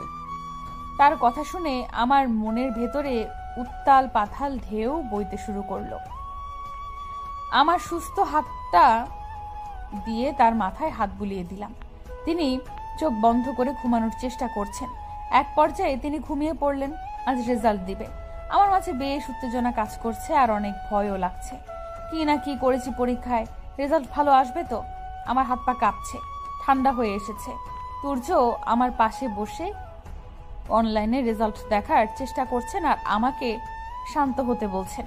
কিন্তু আমি কি আর শান্ত হই? মনে মনে বারবার আল্লাহকে ডাকছি আর কাঁপছি। কি হবে কি হবে এই ভেবে আমার অবস্থা খারাপ। একটা সময় তুর্য আমার দিকে তীক্ষ্ণ দৃষ্টিতে তাকালেন। কি হয়েছে, আমার রেজাল্ট ভালো হয়নি বলেই আমি কান্না করে দিলাম। তুর্য আমাকে শান্ত হতে বলছেন। আরে না পাগলি, তুমি গোল্ডেন A+ পেয়েছো। এবার আমার কাদার শব্দ হু হু করে বাড়ছে। এই কান্না আগের মতো চাপা নয়, এই কান্না খুশির। আমি কাঁদছি, তুর্য আমাকে শান্ত করার চেষ্টা করছেন। তিনি আমাকে তার বুকের মাঝখানে নিয়েছেন। এই মুহূর্তে এর প্রতি কোনো হেলদোল নেই। অন্য সময় হলে আমি ঠিকই লজ্জা পেতাম। তুর্য অনেকবার শান্ত হতে বললেও আমার কান্না থামছে না। এবার তিনি আমাকে এক ধমক দিলেন। এই মেয়ে, একদম চুপ, আর একটা টু শব্দ করবে না, ইডিয়েট একটা। এই, তোমার কি রেজাল্ট খারাপ হয়েছে নাকি জামাই মারা গেছে? এমন হাত পা ছেড়ে কান্না করার কোনো মানে হয়? আর এক ফোঁটা পানি যদি চোখ দিয়ে পড়ে তাহলে তোমার এমন অবস্থা করব যা তুমি কল্পনাও করতে পারবে না। তার ধমক শুনে আমি চুপ হয়ে গেলাম। তিনি মাকে ফোন করে আমার রেজাল্টের কথা জানিয়ে দিলেন। সবাই বেশ খুশি, আমিও বেশ খুশি। কিন্তু আমাকে কি আর পড়াশোনা করতে দিবেন উনি? সকালে অফিসে যাওয়ার জন্য তৈরি হচ্ছেন তুর্য। আমি তার নিকট এগিয়ে গেলাম। প্রশ্ন তো একটাই, আমাকে কি কলেজে ভর্তি করাবেন? আমি তুর্যের আশেপাশে ঘুরছি। আমাকে ঘোরাঘুরি করতে দেখে তুর্য বললেন, মেহু, কিছু বলতে চাও? আমি আমতা আমতা করে বললাম, হুম। বলো। আমাকে কি কলেজে ভর্তি করবেন? সে আমার দিকে অবাক দৃষ্টিতে তাকালেন। এই মুহূর্তে এই প্রশ্ন হয়তো তিনি আশা করেননি। অবশ্যই। তাসকিন মাহমুদ তুর্যের বউ অশিক্ষিত থাকবে? That's impossible. আমি চুপ থাকলাম, কিন্তু মনে মনে অনেক আনন্দিত হলাম। সেখান থেকে চলে যেতে নিব, ঠিক তখন তুর্য বললেন, মেহু, হঠাৎ এই প্রশ্ন করলে যে? এমনিতেই। এমনিতেই মানে হাড়ি পাতিল মারার শখ নাকি? তোমার কি পড়ার ইচ্ছে নেই? ইচ্ছে থাকলে এই প্রশ্ন করতে না। আমি অবাক হলাম। সে আমার নিকট এলো, আমার হাত ধরে টেনে আমাকে সোফায় বসিয়ে দিল। এরপর তিনি আমার সামনে হাঁটু গেড়ে বসে পড়লেন। এরপর বললেন, মেহু, খুব তাড়াতাড়ি তোমায় কলেজে ভর্তি করে দেব। আমায় নিয়ে টেনশন না করে তুমি পড়াশোনায় ফোকাস করো। তুমি এখন অনেক ছোট, তোমাকে অনেক দূর এগোতে হবে। আমি চাই তুমি নিজে প্রতিষ্ঠিত হও, নিজের স্বপ্ন পূরণ করো, নিজের পায়ে দাঁড়াও, অন্যের উপর কখনো নির্ভর হবে না। আমি মাথা নাড়িয়ে সম্মতি জানালাম। তিনি মুচকি হেসে বললেন, পিচ্ছি একটা। আজ অনেক দিন পর স্বস্তি পেলাম। কলেজে ভর্তি হওয়ার পর থেকে একটুও শান্তি নেই আমার। সায়েন্সের স্টুডেন্ট হওয়ায় পড়ার চাপে আমার অবস্থা নাজেহাল। অনেকদিন পর আজকে একটু অবসর সময় পেলাম। তারও কারণ রয়েছে। গতকাল থেকে আমার ঠান্ডা জ্বর। তুর্য তো পাগল হয়ে গেছেন। ডাক্তারের সাথে কয়বার যে কথা বলেছেন তার কোনো হিসেব নেই। বেচারা সারা রাত জেগেছিল আমার জন্য। গতকাল রাতে 1 মিনিটের জন্য নিজের চোখের পাতা এক করেননি তিনি। ফজরের আজানের সময় একটু শুয়েছেন। সিঁড়ি বেয়ে নিচে নেমে আসলাম আমি। কিন্তু নিচে নেমেই দেখতে পেলাম এক আশ্চর্য কাণ্ড। ড্রয়িং রুমের সোফায় বসে আছেন এক ভদ্রলোক, তার পাশেই এক মধ্যবয়সী মহিলা, পাশে দাঁড়িয়ে আছে এক যুবতী। হাঁটু অবধি একটা ওয়েস্টার্ন ড্রেস পরে আছে সে, গায়ের রং ধবধবে সাদা। রেহানা চাচি পাশেই দাঁড়িয়ে আছেন। আমি তাকে জিজ্ঞেস করলাম, চাচি এরা কারা? ভদ্রলোক বললেন, তুমি কে? আমি কিছু বলতে যাব এর আগেই তুর্যের কণ্ঠধ্বনি শুনতে পেলাম। তিনি সিঁড়ি বেয়ে নামছেন আর বলছেন, মেহু তোমার সাহস তো কম নয়, কাকে জিজ্ঞেস করে উঠেছো? তিনি নিচে নামতেই যুবতী মেয়েটি দৌড়ে গিয়ে তাকে জড়িয়ে ধরল। বেবি কেমন আছো? কখন এলাম আর তোমার এখন সময় হলো ওঠার? আশ্চর্য কাণ্ডে আমি স্তব্ধ, বলার ভাষা হারিয়ে ফেলেছি। চোখের কার্নিশ বেয়ে দুফোঁটা অশ্রু প্রবাহিত হলো। তুর্য আমাকে সরিয়ে দিয়ে বললেন, উফ আদ্রিজা, দূরে সরো প্লিজ, এভাবে গায়ে পড়ো না। তুর্য মেয়েটিকে তার কাছ থেকে দূরে সরিয়ে দিলেন। আমি তার দিকে ছলছল নয়নে চেয়ে আছি। তিনি একবার আমার দিকে তাকালেন, হয়তো আমাকে দেখে তার কষ্ট হচ্ছে। ভদ্রলোক তাকে বললেন, কেমন আছো? তুর্য মাথা নিচু করে উত্তর দিলেন, জি ভালো। মিফু কোথায়? ঘুমাচ্ছে হয়তো। কেমন আছে? ভালো। ভদ্রলোক তুর্যকে এক একটি প্রশ্ন করছেন আর তিনি ছোট ছোট উত্তর দিচ্ছেন। ভদ্রলোক বারবার আমার দিকে তাকাচ্ছেন আর মধ্যবয়সী মহিলাটির দৃষ্টি যেন আমার থেকে সরছেই না, বারবার আমাকে দেখছেন।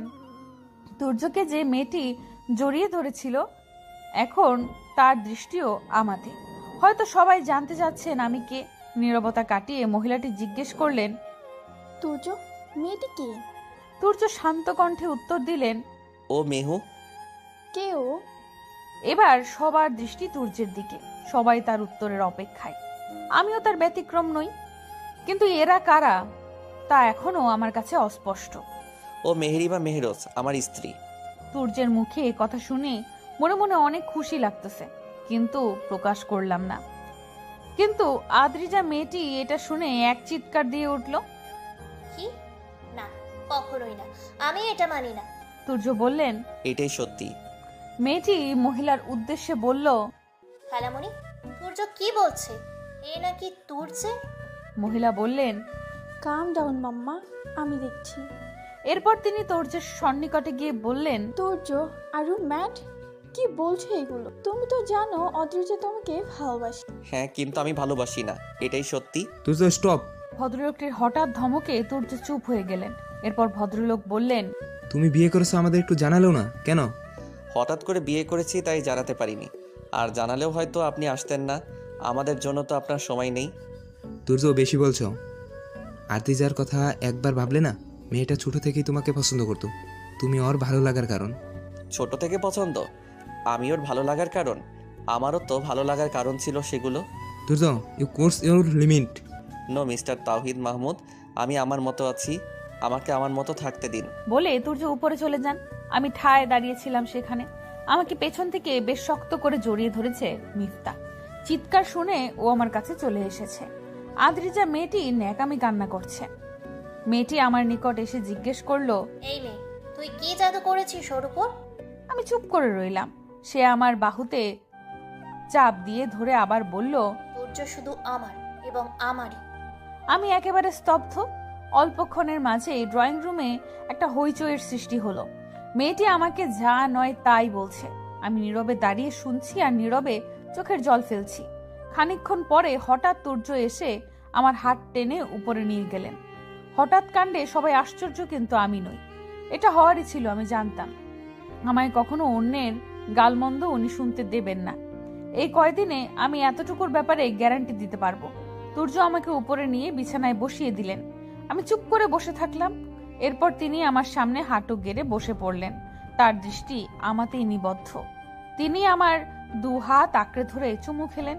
এরপর আমার চোখ থেকে প্রবাহিত হওয়া অবাধ্য জলগুলো আপন হস্তে নিয়ে বললেন, মেহু, কেঁদো না প্লিজ, তোমার কান্না আমি সহ্য করতে পারি না। তার কথা শুনে আমি হু হু করে কেঁদে ফেললাম। আমাকে শান্ত হতে বললেন। আমি আস্তে আস্তে শান্ত হয়ে গেলাম। এরপর উনি বললেন, তোমার মনে অনেক প্রশ্ন তাই না? এরা কারা, তাই তো? হুম। ইনি আমার বাবা তাওহিদ মাহমুদ। কি? আপনার বাবা উনি? হুম। আমি কিছু বললাম না। আমায় নীরব দেখে তিনি বললেন, জানো আমার বাবা না অনেক ভালো, কিন্তু হঠাৎ কি? কিছু না, তোমার না জানলেও চলবে। বলুন না। বড় হও আগে। আমি চুপ করে রইলাম। আমার মাথায় বারবার ঘুরপাক খাচ্ছে মহিলা আর মেয়েটিকে। এক পর্যায়ে তাকে জিজ্ঞাসা করে ফেললাম, এই মহিলা আর মেয়েটিকে? দুর্জয় নীরব। তিনি কোনো উত্তর দিলেন না। আমি দ্বিতীয়বার একই প্রশ্নই করলাম। দুর্জয় এবার আমার দিকে তাকালেন, এরপর আস্তে আস্তে বললেন, উনি আমার বাবার দ্বিতীয় স্ত্রী। বুঝতে পারলাম ইনি ওনার সৎ মা, কিন্তু মেয়েটিকে তা এখনো বলেননি উনি। আবার বললাম, মেয়েটি কি আপনার কি হয়? ও আদ্রিজা, ওনার বোনের মেয়ে। আপনাকে এভাবে জড়িয়ে ধরেছিল কেন? এবার তুর্য আমার দিকে এমন দৃষ্টি স্থাপন করলেন যেন আমার এই প্রশ্নে সে অসন্তুষ্ট। আমার প্রশ্নের উত্তর না দিয়ে সে সেখান থেকে চলে গেল। আমি ঠায় বসে থাকলাম। খানিকক্ষণ পরে মিফতা আমার রুমে এলো। মিফতা রুমে প্রবেশ করে এক কোণে চুপ করে দাঁড়িয়েছিল। মেয়েটা হঠাৎ তার আগমনে বেশ ভয় পেয়েছে। কিন্তু কেন?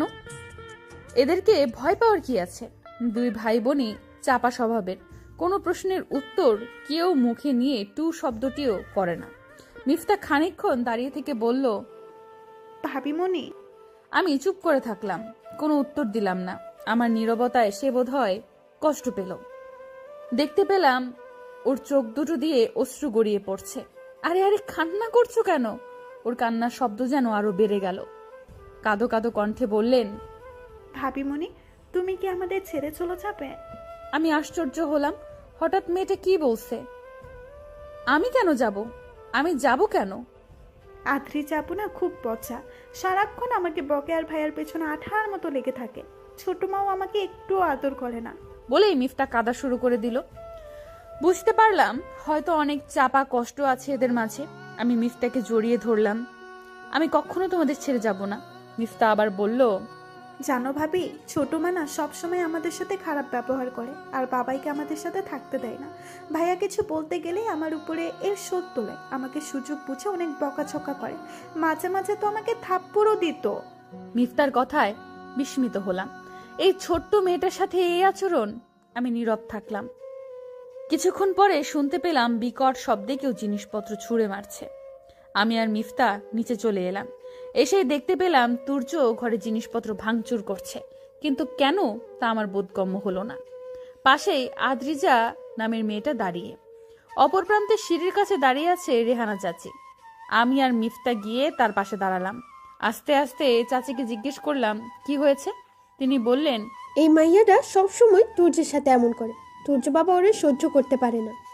এই মাত্র তুর্য সোফায় বসা ছিল, এই মাইয়াটা আইসা ওর কোলে বসা পড়ছে, এর লেগায় তুর্য রাইগা গেছে। সামনের দিকে দৃষ্টিপাত করে বুঝতে পারলাম আদ্রিজা ভয়ে পাথর। আমার মনে মনে বেশ আনন্দ লাগছে। চুপটি করে দাঁড়িয়ে থাকলাম। তুর্জয় ড্রয়িং রুমে যা যা ছিল প্রায় সব জিনিসেরই 12টা বাজিয়ে দিয়েছেন। আমি নীরবে তার কর্মকাণ্ড দেখছি। মিফতা আমাকে শক্ত করে জড়িয়ে ধরে আছে। মিফতা মেয়েটাকে দেখলে অনেক সময় মনে হয় বেশ সাহসী, আবার মনে হয় সে ভিতর ডিম। ভাঙচুরের শব্দ শুনে এক পর্যায়ে ভদ্রলোক মানে আমার শ্বশুর আর মহিলা মানে আমার শাশুড়ি এগিয়ে এলেন। আমার শ্বশুর মশাই বললেন, কি হয়েছে তুর্য? এসব কি এমন করছো কেন? তুর্য বোধহয় তার কোনো কথাই কানে নিল না। সে তার কাজে ব্যস্ত। ভদ্রলোক আর মহিলাটিও তার কাজ পর্যবেক্ষণ করতে থাকলো। আদ্রিজা গিয়ে মহিলাটিকে জড়িয়ে ধরলো। ভাঙচুর করতে করতে এক পর্যায়ে এসে মাছের অ্যাকোরিয়ামটা উপরে তুলে আছাড় মারলো। বিকট শব্দে আমি আর মিফতা দুজনে চিৎকার দিয়ে উঠলাম। হয়তো সে তা খেয়াল করলো। সে আমাদের নিকটে এগিয়ে এলো। আমার শ্বশুর আবার বললেন, তুর্য কি করছো তুমি? আপনি বেশ ভালো করেই জানেন তাসকিন মাহমুদ তুর্য যা পছন্দ করে না তা সে কখনোই গ্রহণ করে না।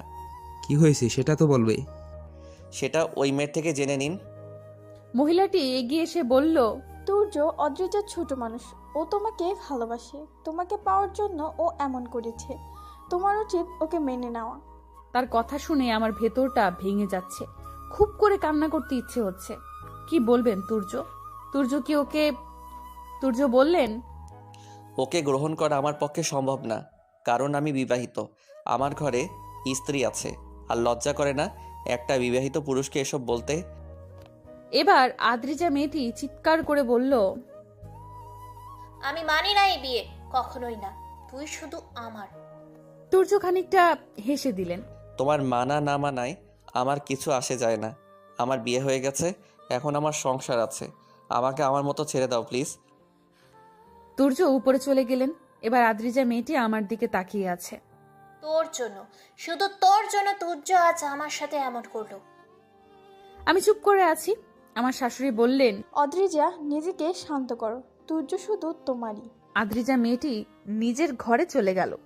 রেহানা চাচি আমাকে বললেন, বৌমনি, এর কথায় কষ্ট পেও না। এই সংসার কিন্তু এখন তোমার। তুর্য বাবারে ছাইরা দিও না। আমি ঠায় দাঁড়িয়ে রইলাম। আদ্রিজা আসার পর থেকে কোনো না কোনো বাহানায় তুর্যের পিছে লেগে আছে, সাথে আমারও। আমার সাথে তো তার শত্রুতা লেগেই আছে। ইদানিং একটা জিনিস লক্ষ্য করেছি, আমিও তুর্যর সামনে কেমন জানি বদলে যাই। আমার সাথে ভালো ব্যবহার, আমি তো অবাক। কি জানি কি মতলব তার। এমনকি তুর্যের সামনে আমাকে ভাবি বলেও সম্বোধন করে সে। কি মতলব তার আমি বুঝতে পারছি না। হঠাৎ করে সে বদলে গেল, কি হয়েছে? আমি তো ক্ষণে ক্ষণে তার কথায় আকাশ থেকে পড়ছি, কিন্তু এতে তুর্যের কোনো ভাবান্তর দেখলাম না। আজকে আমার ছুটি। কয়েকদিন ধরে কলেজে ঠিক মতো গেলেও পড়াশোনায় আমার মন নেই। সারাক্ষণ মাথায় একটা চিন্তায় ঘুরপাক খায়, আদ্রিজার ব্যবহার বদলে গেল কেন? কি চাচ্ছে সে? কিছুই ভেবে পেলাম না। মাথায় খুব বেশি প্রেসার পড়ছে ইদানিং। আমার ছোট্ট মস্তিষ্কে তাদের এই রহস্য জোড়া কথাবার্তার কিছুই ঢুকছে না। মাত্র গোসল সেরে বের হয়েছি আমি। গোসল সেরে বের হয়ে দেখলাম তুর্য বোধহয় মাত্রই বাসায় ফিরেছেন। আমাকে দেখে আমার দিকে এক দৃষ্টিতে চেয়ে আছেন তিনি।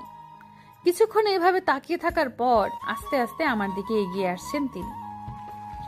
তিনি ঠিক কি চাচ্ছেন তা আমার বোধগম্য হলো না। তিনি আমার দিকে এক নেশাতুর দৃষ্টিতে তাকিয়ে আছেন। তাকে এইভাবে এগিয়ে আসতে দেখে আমি পিছিয়ে গেলাম। এক পর্যায়ে আমি দেওয়ালের সাথে মিশে গেলাম।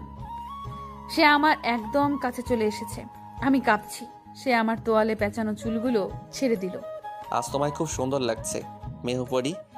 আমি চুপ করে থাকলাম। আমি এখনো কাঁপছি। তুর্য হেসে দূরে সরে গেলেন। এত ভয় কেন তুমি? আমি নীরব থাকলাম। তুর্য বললেন, মেহু, নিজেকে শক্ত করো। আমি কিছুই বুঝলাম না। সে হেসে আবার ওয়াশরুমে চলে গেলেন।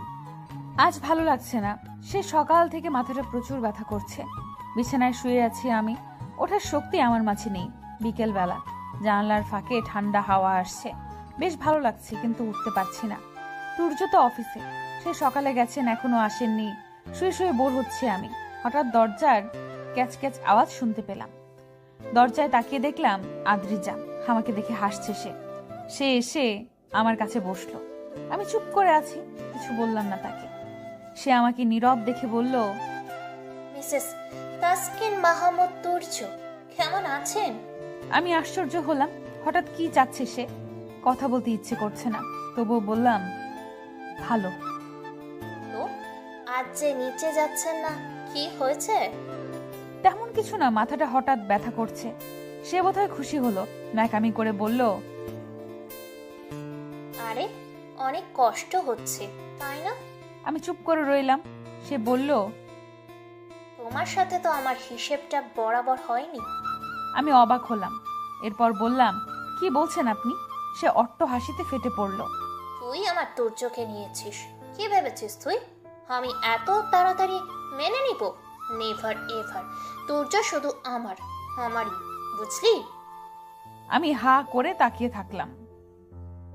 এবার সে আমার সন্নিকটে এসে আমার গাল চেপে ধরলো। বেশ কষ্ট হচ্ছে আমার। এবার সে বলল, ওকে তো আমি ছাড়বো না। হঠাৎই রুমে কেউ প্রবেশ করলো। সে সাথে সাথে আমাকে ছেড়ে দিয়ে বলল, ভাবি, বেশি ব্যথা হচ্ছে? কোথায় কোথায় মালিশ করে দিব? আমি তো অবাকের চরম পর্যায়ে। দেখলাম তুর্য এসেছেন। আমি বেশি কিছু বললাম না। তাকে আপাতত এসবে কিছুই জানাতে চাচ্ছি না। জানি না সে বিশ্বাস করবে কিনা। তুর্য আমার দিকে সন্দিহান দৃষ্টিতে তাকিয়ে আছেন, আর আদ্রিজা তো ন্যাকামি করেই যাচ্ছে। সে হঠাৎ আদ্রিজাকে এক ধমক দিয়ে বললেন, আদ্রিজা, তুমি বাহিরে যাও। আদ্রিজা আমার দিকে রাগী দৃষ্টিতে তাকিয়ে চলে গেল। তুর্য এসে একেবারে আমার পাশে ঘেঁষে বসে পড়লেন। আমার মাথায় হাত বুলিয়ে দিতে দিতে বললেন, কি হয়েছে বউ? আমি বললাম, কিছু না। এবার সে আমাকে আলতো করে বসিয়ে দিলেন। আমার মাথা তার বুকের মাঝে নিয়ে নিলেন। 2 হাত দিয়ে আমাকে জড়িয়ে বুকে চেপে ধরলেন। আমি নীরব, তিনিও কিছু বলছেন না। হঠাৎ সে আমার কপালে গাঢ় এক চুম্বন এঁকে দিলেন। আমি লজ্জায় মাথা নুইয়ে নিলাম। সে তা দেখে মুচকি হাসল। মেহু, কি হয়েছে বলো না। তেমন কিছু না। এবার তিনি আমার 2 গাল আঁকড়ে ধরলেন। তার নিঃশ্বাস যেন আমার মুখে আছড়ে পড়ছে। আমার ওষ্ঠদ্বয়ের নিকটে মুখশ্রী নিয়ে এলেন। আমি লজ্জায় লাল নীল বেগুনি হয়ে যাচ্ছি। তিনি তার অধর দুটি নাড়িয়ে বললেন, কি হয়েছে বলবে নাকি আমি অন্য? সকাল থেকেই মাথাটা প্রচুর ব্যথা করছে। এবার তিনি আমাকে নিয়ে ব্যস্ত হয়ে পড়লেন। ড্রয়ার থেকে মলম নিয়ে এসে আমার মাথায় লাগিয়ে দিলেন। এরপর আমার মাথায় অনবরত বিলি কাটতে থাকেন। সারাদিন পরিশ্রম শেষে সবে মাত্র বাসায় এলেন, তাও আবার আমায় নিয়ে ব্যস্ত। জামা কাপড়ও বদলাতে পারেননি। হয়েছে, আপনি যান, ফ্রেশ হয়ে আসুন, আমি খাবার দিচ্ছি বলে আমি উঠে বসতে নিলাম। কিন্তু সাথে সাথেই তিনি আমাকে একটা হ্যাচকা টান দিয়ে খাটের উপর ফেলে দিলেন। আমার কাছে এসে বললেন, একদম উঠবে না, পা ভেঙে দিব। আমি চুপ করে শুয়ে থাকলাম। কিছুক্ষণ পরে সে বলল, আমি ফ্রেশ হয়ে আসছি, তুমি কিন্তু উঠবে না। আমি শুয়ে থাকলাম। কিছুক্ষণ বাদে তাকে দেখে আমি চিৎকার করে উঠলাম। সে আমার দিকে বিস্মিত নয়নে চেয়ে আছে। আমার চিৎকার শুনে আমার কাছে এসে আমার মুখ চেপে ধরলেন। আমার দম বন্ধ হয়ে আসছে। খানিকক্ষণ বাদে আমার মুখ ছেড়ে দিয়ে বললেন, মেহু, চিৎকার দিচ্ছ কেন? আপনি এভাবে এসেছেন কেন? এবার তিনি বললেন, তো মানে এইভাবে জাস্ট একটা তোয়ালে পরে ওয়াশরুম থেকে বেরিয়ে এসেছেন, আপনার লজ্জা করে না? আমার কথায় সে বোকা বনে গেল। আমার দিকে রাগে কটকট করতে করতে বলল, তো এই জন্য এইভাবে চিৎকার করতে হয়? আপনি এইভাবে এসেছেন কেন? শার্ট প্যান্ট নিতে ভুলে গেছি তাই। তাড়াতাড়ি যান। তিনি এবার একটা শয়তানি হাসি দিয়ে বললেন, যাব কেন? আপনি নিজের অবস্থা দেখেছেন? হ্যাঁ দেখেছি, সমস্যা কি? আমরা তো হাজব্যান্ড ওয়াইফ, আর আমাদের মাঝে লুকানোর কিছুই নাই বেবি। তার কথায় আমার কান দিয়ে গরম ধোঁয়া বের হচ্ছে। সে এবার আমার আরো কাছে এলেন। আমার হাত পা ঠান্ডা হয়ে আসছে। সে এবার আমার অধর স্পর্শ করে বললেন, তোমার মধ্যে কি নেশা আছে বলো তো বউ? আমি চুপ করে থাকলাম। হঠাৎ সে আমার অধর যুগল নিজের আয়ত্তে নিয়ে নিল। তার হঠাৎ কাণ্ডে আকাশে পৌঁছে গেলাম। আমি তাকে নিচ থেকে সরানোর প্রচেষ্টা চালিয়ে যাচ্ছি, কিন্তু ব্যর্থ। আমার মুখ থেকে শব্দ বের হচ্ছে, কিন্তু কিছুই করতে পারছি না। এক পর্যায়ে শান্ত হয়ে গেলাম। কিছুক্ষণ পরে সে আমাকে ছেড়ে দিল। আমি চুপটি করে বসে থাকলাম। লজ্জায় মাথা নিচু করে আছি আমি। সে আমায় দেখে হাসছে। আমার কানের কাছে এসে বলল, বাকি পাওনাটা রাতে উসুল করে নিব। আমি এবার কাঁপতে থাকলাম। তার কথায় আমি জমে পাথর। তুর্য আমার অবস্থা দেখে মিটিমিটি হাসছে আর বলছেন, এত লজ্জা পেলে কিভাবে হবে বউ? আমি চুপ করে রইলাম। সে আমার শার্টের বোতাম লাগাতে লাগাতে আমার পাশে এসে বলছেন, এরপর বললেন, বোতামগুলো আটকে দাও। আমি বড় বড় চোখ করে তাকিয়ে থাকলাম। সে আবার বলল, লাগাবে নাকি? আমি আর কিচ্ছু বলতে না দিয়ে বোতামগুলো লাগাতে শুরু করলাম। আমার মুখের উপর নেমে আসা অবাধ্য চুলগুলো সে কানের পেছনে গুজে দিচ্ছেন আর আমার গাল টেনে দিচ্ছেন। আমি লজ্জায় নুইয়ে যাচ্ছি। তিনি বললেন, এত লজ্জা কেন পাও বলো তো? আমি তখন বাবা ডাক শুনতে যাচ্ছি। আমার মুখ লাল হয়ে গেছে তার কথায়। হঠাৎ তিনি বললেন, মেহু, ঘুরতে যাবে? আমি অবাক হলাম। বিয়ের এতগুলো দিন হয়ে গেল, আজ পর্যন্ত আমাকে নিয়ে উনি বের হননি। আমাকে কখনো বলেওনি। মিফতা বায়না করলেও সে মানা করে দিয়েছে। এমনকি কলেজেও একা যেতে দেননি। বোরকা তো আমার নিত্য সঙ্গী। তার ধারণা রাস্তায় বের হলে ছেলেরা আমাকে বাজে ইঙ্গিত করবে। আমারও কিছু বলার নেই, বাড়িতে ভালোই আছি। তার শাসনে আমার 12টা বেজেছে, কিন্তু হঠাৎ করে আমাকে ঘুরতে নিয়ে যাবেন বলছেন কেন? তিনি আমার কোলে মাথা রেখে বললেন, ও বউ, আজকে তোমাকে নিয়ে বের হতে খুব ইচ্ছে হচ্ছে। আমি চুপ করে থাকলাম।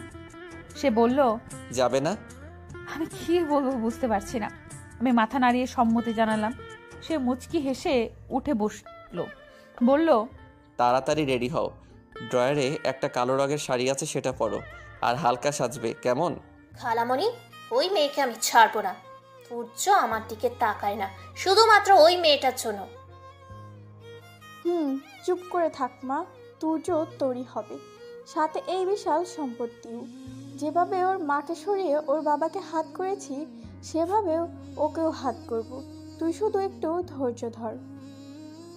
যা করো তাড়াতাড়ি করো, আমার আর ভালো লাগছে না খালামণি। সে আমায় শাড়ি পরতে বলছেন, কিন্তু আমি তো শাড়ি পরতে পারি না। ঠায় দাঁড়িয়ে আছে, আমি কি করব বুঝতে পারছি না। তুর্য আমায় বললেন, বসে আছে কেন, যাবে না? আমি ঠোঁট উল্টে বললাম, শাড়ি পরতে পারি না। সে আমার কাছে এসে বলল, এটা তো বলবে, চুপ করে বসে থাকলে হবে? আমি চুপ করে থাকলাম। সে আমার কানের কাছে এসে বললেন, এবার কি ব্লাউজ পেটিকোটও আমি পরিয়ে দিব? আমি বড় বড় চোখ করে তার পানে চেয়ে রইলাম। সে বলল, তো পরিয়ে দিব। আমি ওয়াশরুমে চলে গেলাম। ওয়াশরুম থেকে বেরিয়ে দেখলাম তুর্য খাটের উপর বসে আছেন। আমি এক পা দু পা করে সামনে এগোচ্ছি। সে আমাকে দেখে উঠে দাঁড়ালেন। আমার কাছে এসে আমার কোমর জড়িয়ে ধরে বললেন, আমার সুন্দরী বউটা। এরপর আমার গায়ে পেঁচিয়ে রাখা শাড়িটা নিয়ে আমায় পরিয়ে দিলেন, হালকা করে সাজিয়ে দিলেন আমায়। তার কাণ্ডে আমি অবাক, কি বলবো কিছুই বুঝতে পারছি না। হঠাৎ তার কি হলো, হঠাৎ এত পরিবর্তন। সূর্য আমাকে নিয়ে একটা পার্কে এলেন। সবুজ সমাহারে তার হাত ধরে হাঁটছি আমি। সে অনেক শক্ত করে আমার হাত ধরে রেখেছেন। চারপাশের দৃষ্টি আমাদের দিকে। সূর্য বললেন, মেহু, তোমাকে আজ অনেক সুন্দর লাগছে, একদম পরি আমার মেহু পরিটা। আমি চুপ করে থাকলাম। অনেকটা পথ হেঁটে একটা বেঞ্চে এসে বসলাম। সূর্য আমার হাত আঁকড়ে ধরে বললেন, মেহু, তোমাকে আমি কিছু বলতে চাই। আমি সম্মতি দিলাম, কিন্তু আশ্চর্যও বটে। কি বলতে চাচ্ছেন উনি? এরপর উনি যা বললেন হা হয়ে থাকলাম। খালামণি, তুর্য ওই মেয়েটার সাথে কেন? আমি ওকে ছাড়বো না। বলেই ঘরের জিনিসপত্র ভাঙচুর করতে শুরু করলো আদ্রিজা। একে একে ভেঙে ফেললো সব। রাইমা মাহমুদ তাকে আটকে রাখতে পারছেন না। তিনি তার কর্মকাণ্ড পর্যবেক্ষণ করেই যাচ্ছেন। একসময় নিজেকে শান্ত করে সে বলল, খালামণি, তুর্য, তুর্য, তুর্য। রাইসা মাহমুদ বললেন, কুল ডাউন বেবি, তুর্য তৈরি, আর আমি আজই সব ব্যবস্থা করব। আমি কিছু জানি না, আমি ওকে চাই। তার জন্যই তো তোমায় অনেক কিছু করতে হবে। কি করতে হবে? ওর মাকে যেভাবে সরিয়েছি সেভাবে সরাবো। মানে কিভাবে? বলছি শোন। মেহু, তোমার হাতটা দাও। আমি তার দিকে হাতটা বাড়িয়ে দিলাম। সে আমার হাতটা শক্ত করে ধরলো। এরপর বলল, তোমার মনে অনেক প্রশ্ন, তাই না মেহু? আমি মাথা নাড়ালাম। সে আমার একদম পাশ ঘেঁষে বসে বলল, আজ তোমার সব প্রশ্নের উত্তর আমি দিব, আর কোনো জট তোমার মনে থাকবে না। আমি তার দিকে চেয়ে থাকলাম।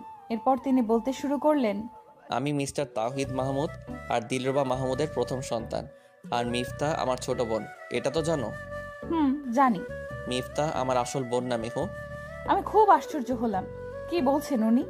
এসব কি বলছেন? যাকে সে নিজের থেকেও বেশি ভালোবাসে সে তার বোন না? আমি হা হয়ে তাকিয়ে থাকলাম। এরপর তিনি বললেন, বেশ অবাক হচ্ছ তাই না? আসলে অবাক হওয়ারই কথা। আজ থেকে 15 বছর আগের ঘটনা। আমার মা দিলরুবা মাহমুদ তখন গর্ভবতী ছিলেন। তিনি দ্বিতীয় সন্তানের জন্ম দিতে যাচ্ছিলেন তখন। কিন্তু হঠাৎ এক বাস দুর্ঘটনায় আমার ভাই বোন এই দুনিয়ায় আসার আগেই মারা যায়। এই ঘটনায় আমার মা হওয়ার ক্ষমতা হারিয়ে ফেলেছিলেন। কিন্তু একটা মেয়ের খুব শখ ছিল তার। আমি তার পানে চেয়ে আছি। সে একটা দীর্ঘশ্বাস ফেলে বলল, জানো, এর পরের বছর ব্যবসার সুবাদে বাবা দেশের বাহিরে ছিলেন। আমি তখন এসএসসি পরীক্ষার্থীদের একজন ছিলাম। একদিন পরীক্ষা দিয়ে আসার সময় রাস্তার এক ডাস্টবিনে এক বাচ্চা শিশুকে দেখতে পাই। আমার মা যেন খুব মায়াবতী ছিলেন। তিনি সেই ছোট্ট মেয়েটিকে নিজের সাথে আগলে নিয়েছিলেন। সেই শিশুর মায়াবী মুখটা সরাতে পারলেন না নিজের মন থেকে। আর সেই শিশুটি হচ্ছে মিফতা। বাবা বিদেশ থেকে ফিরলে তাকে সব জানাই আমি আর মা। তখন তিনিও কোনো দ্বিমত করেননি। এরপর তাকে আমার বাবার পরিচয় বড় করেছি আমরা। কিন্তু হঠাৎই বলে উনি চুপ করে গেলেন। হঠাৎ কি বলুন? তিনি বললেন, জানো রাইমা, আন্টি মানে আমার সৎ মা, তাকে আমরা ছোট থেকে চিনি। বাবার বিজনেসের আংশিক ছিল তার দখলে। সেই সুবাদে সেও মাঝে মধ্যে আমাদের বাড়িতে আসতো, কিন্তু বুঝতে পারি সে কি চায়। বলুন। রাইমা আন্টি আমাদের বেশিরভাগ সময়ই বাবার অনুপস্থিতিতে অফিস দেখাশোনা করত। আমাদের বাসায় আসতো যেত। আমার বাবার প্রতি তার এক অন্যরকম আকর্ষণ ছিল। মা বিষয়টাকে তেমনভাবে নিতেন না। আমাদের বিশাল সম্পত্তিতেও তার নজর পড়ে। একসময় সে বাবাকে নানাভাবে আকৃষ্ট করার চেষ্টা করে, তার হাঁটা চলা, কথাবার্তা ইত্যাদির মাধ্যমে। এরপর তিনি এক অন্য কৌশল আটেন। বাবাকে বলেন যে মা মা আমার মা। বলেই তুর্য কান্না করে দিলেন। অনেক জোরে জোরে কাঁদতে লাগলেন তিনি। আমি তাকে সান্ত্বনা দিচ্ছি। এরপর তিনি বলতে শুরু করলেন, তিনি বাবাকে বললেন যে মিফতা নাকি আমার মায়ের সন্তান, সে নাকি পরপুরুষের সাথে। তুর্য আর কিচ্ছু বলতে পারল না, কান্নায় ভেঙে পড়লেন। আমার কাঁধে মাথা রেখে শুয়ে পড়লেন তিনি। এরপর বললেন, জানো, আমার মা সব কিছু সহ্য করতে পেরেছে, কিন্তু বাবার অবিশ্বাস না মা নিতে পারেনি। রাইমা আন্টির কথাই না বাবাও মাকে সন্দেহ করত, মায়ের উপর সবসময় নজর রাখত। মা বিষয়টা খেয়াল করতেন না। একসময় এই সন্দেহ তীব্র আকার ধারণ করে। বাবা মায়ের সাথে খারাপ ব্যবহার শুরু করে দেয়, তাকে অনেক গালমন্দ করে, আর রাইমা আন্টির সাথে অন্যরকম সম্পর্কে লিপ্ত হয়। মা প্রথমে বিশ্বাস করতে না চাইলেও নিজের চোখে দেখার পর আর সে থাকতে পারেনি। বলে তিনি আবার কাঁদছেন। নিজেকে শান্ত করে তিনি আবার বললেন, জানো, আমার বাবা মায়ের 25তম বিবাহ বার্ষিকীতে বাবা বলেছিলেন তিনি নাকি অফিসের কাজে ব্যস্ত, তাই আসতে পারবেন না। আর নানা ভাই আর নানুও বেশ করে তাদের ওখানে যেতে বলেছিলেন। তাই বাবাকে বলে আমি, মা আর মিফতা নানা বাড়ির উদ্দেশ্যে বেরিয়ে পড়লাম। কিন্তু কিছু দূর যাওয়ার পরই মা বলেছিলেন বাবা তাকে এবার বিবাহ বার্ষিক উপলক্ষে যে শাড়িটা কিনে দিয়েছিল সেটা আনা হয়নি, তাই গাড়ি আবার বিপরীতে আনা হয়। বাড়িতে এসে রুমে ঢুকে মা যা দেখলো তাকে নিজেকে শেয়ার বেঁধে রাখতে পারল না। রাইমা আন্টির সাথে বাবা। সে চুপ হয়ে গেল। আমি তার কথায় শিউরে উঠলাম। সেদিন জানো, মা আর বাবার মধ্যে খুব ঝগড়া হয়েছিল। মা আমাকে আর মিফতাকে নিয়ে নানা বাড়িতে রওনা দিলেন, কিন্তু পথে হঠাৎ একটা ট্রাক আমাদের দিকে হানা দেয়। আমাদেরকে বাঁচাতে গিয়ে মা। এবার আর তিনি বলতে পারলেন না। এবার তিনি কাঁদছেন, মন প্রাণ উজাড় করে কাঁদছেন। আমিও কিচ্ছু বলছি না। তার চাপা কষ্টগুলো হয়তো হালকা হবে। এতটা কষ্ট এই মানুষটার মাঝে আগে তো জানা ছিল না। এই মানুষটা আসলেই অন্যরকম। তখন তো আমি বড়ই ছিলাম, কিন্তু কি জানো, মায়ের আদরের ছিলাম, তাই বড় হলেও অনেক বিষয়কে পাত্তা দিতাম না। বাস্তবতা আমাকে অনেক কিছু শিখিয়েছে মেহু। আমি নির্বাক। সে আবার বলল, মেহু জানো, আমার মায়ের মৃত্যু সবার কাছে অ্যাক্সিডেন্ট মনে হলেও আমার কাছে ছিল রহস্য। এই রহস্য উন্মোচন করার জন্য আমি পুলিশের সঙ্গে আলাপ করি। জানো, ওই রাতের ট্রাকের নাম্বারটা আমি স্পষ্ট না দেখতে পেলেও মানুষটাকে দেখেছিলাম। এইখানিক তথ্য নিয়েই জানো আমি সামনে এগিয়েছি, হার মানিনি। আমি তো লন্ডনে ছিলাম, কিন্তু আমি যথাসাধ্য চেষ্টা করেছি। একে একে পুলিশের তদন্তের মাধ্যমে আস্তে আস্তে বেরিয়ে আসে সব তথ্য। ওই দিন ওই লোকটিকে রাইমা আন্টি পাঠিয়েছিল। আমার মা কে এভাবে সে হত্যা করেছিল, লালসা মানুষকে। সে আর কিচ্ছু বলতে পারছে না, তার গলা ভেঙে আসছে। অদ্রিজা, শোন। বলো খালামণি। ওই মিহুটাকে একটা শিক্ষাই দিব। কি খালামণি? বলছি শোন। মেহু বাড়ি যাবে না? চলো। আর একটু থাকি। সে হেসে বলল, থাকবে? থাকো। আমি তার কাঁধে মাথা রেখে বসে থাকলাম। সে বলল, আজ একটা প্রতিশোধের অন্তিম টানবো, চলো বাড়ি যাই। আমি কিচ্ছু বুঝতে পারলাম না। খালামণি, এবার তুর্য আমারই হবে। তুর্যকে ছাড়ুন, লকআপে কিভাবে থাকবেন তার চিন্তা করুন। হঠাৎ রাইসা মাহমুদ সামনে তাকিয়ে দেখলো পুলিশ টিম দাঁড়িয়ে আছে। আপনারা এখানে কেন? কি চাই? আপনাকে চাই মিসেস। দিলরুবা মাহমুদকে হত্যা করার অপরাধে আপনাকে গ্রেফতার করা হলো। কি কি বলছেন আপনি? আমি ঠিকই বলছি। রাইসা মাহমুদ চিৎকার দিয়ে তাওহিদ আর মামুনকে ডাকলো। তাওহিদ মাহমুদ পুলিশ দেখে আসলেন। কি হয়েছে, আপনারা কেন? আমরা রাইমা তালুকদার ওরফে রাইমা মাহমুদকে গ্রেফতারের পরোয়ানা পেয়ে এসেছি। মানে কি বলছেন আপনি? আপনি জানেন কার সামনে দাঁড়িয়ে কথা বলছেন? জানি মিস্টার মাহমুদ, আমরা আপনাকে বিস্তারিত বলছি। সবকিছু শুনে তিনি বাকরুদ্ধ। রাইমা চুপ করে দাঁড়িয়ে আছে। তাওহিদ মাহমুদ গিয়ে তার গালে ঠাস করে চড় বসিয়ে দিলেন। তুই এতটা খারাপ? তোর জন্য আমি আমার সোনার সংসার ধূলিসাৎ করে দিয়েছি। আমি আমার দিলরুবাকে হারিয়েছি। দিলরুবার নাম আপনার মতো মানুষের মুখে উচ্চারণ যোগ্য নয় মিস্টার তাওহিদ মাহমুদ। তুর্য। আমার মা তো একটা খারাপ মহিলা, তাই না মিস্টার মাহমুদ?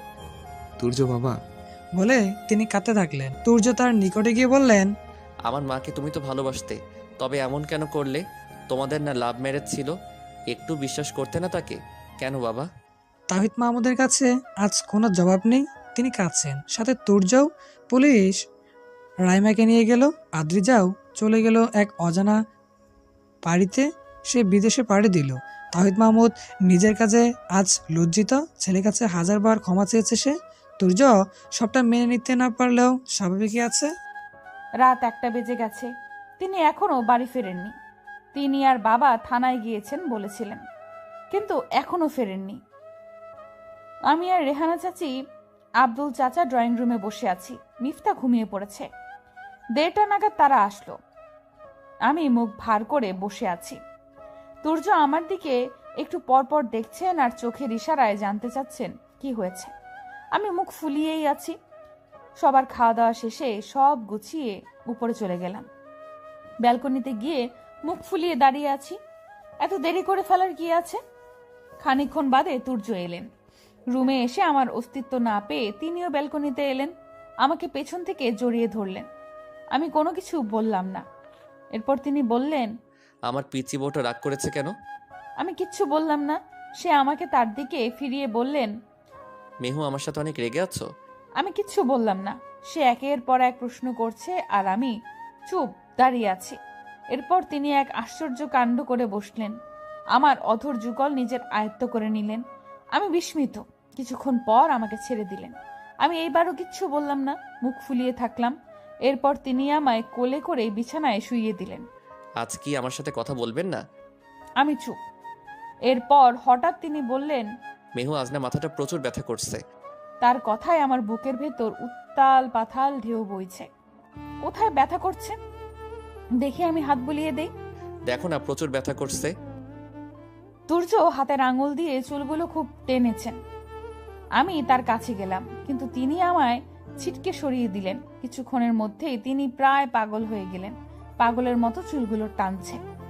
তার অবস্থা দেখে আমি বাহিরে এসে চিৎকার করে সবাইকে ডাকতে লাগলাম। আমার চিৎকার সবার কান অবধি গেল কিনা জানি না। রেহানা চাচি, বাবা সবাই দৌড়ে এলেন। আমি ঘরে গিয়ে দেখলাম তুর্য বিছানায় শুয়ে পড়েছেন। তার কোনো সারা শব্দ নেই। আমি তার কাছে বসে তাকে ডাকতে লাগলাম, কিন্তু তিনি উত্তর দিচ্ছেন না। আমি তুর্য তুর্য বলে চিৎকার করে যাচ্ছি, কিন্তু তিনি চুপ করে কেন? আমার ডাক কি শুনছেন না তিনি? এক পর্যায়ে আমার শরীর তার উপর লুটিয়ে পড়ল। চোখ খোলার মুহূর্তে ভোরের আলো দেখতে পেলাম। নিজের আশেপাশে কাউকে দেখতে না পেয়ে বাইরে চলে আসলাম। চারিপাশে হাজারো মানুষের ভিড়। তুর্যের আত্মীয় স্বজন সবাই উপস্থিত, সবাই কাঁদছে। আস্তে আস্তে সামনে গিয়ে দেখতে পেলাম আমার মা বাবাও এসেছেন।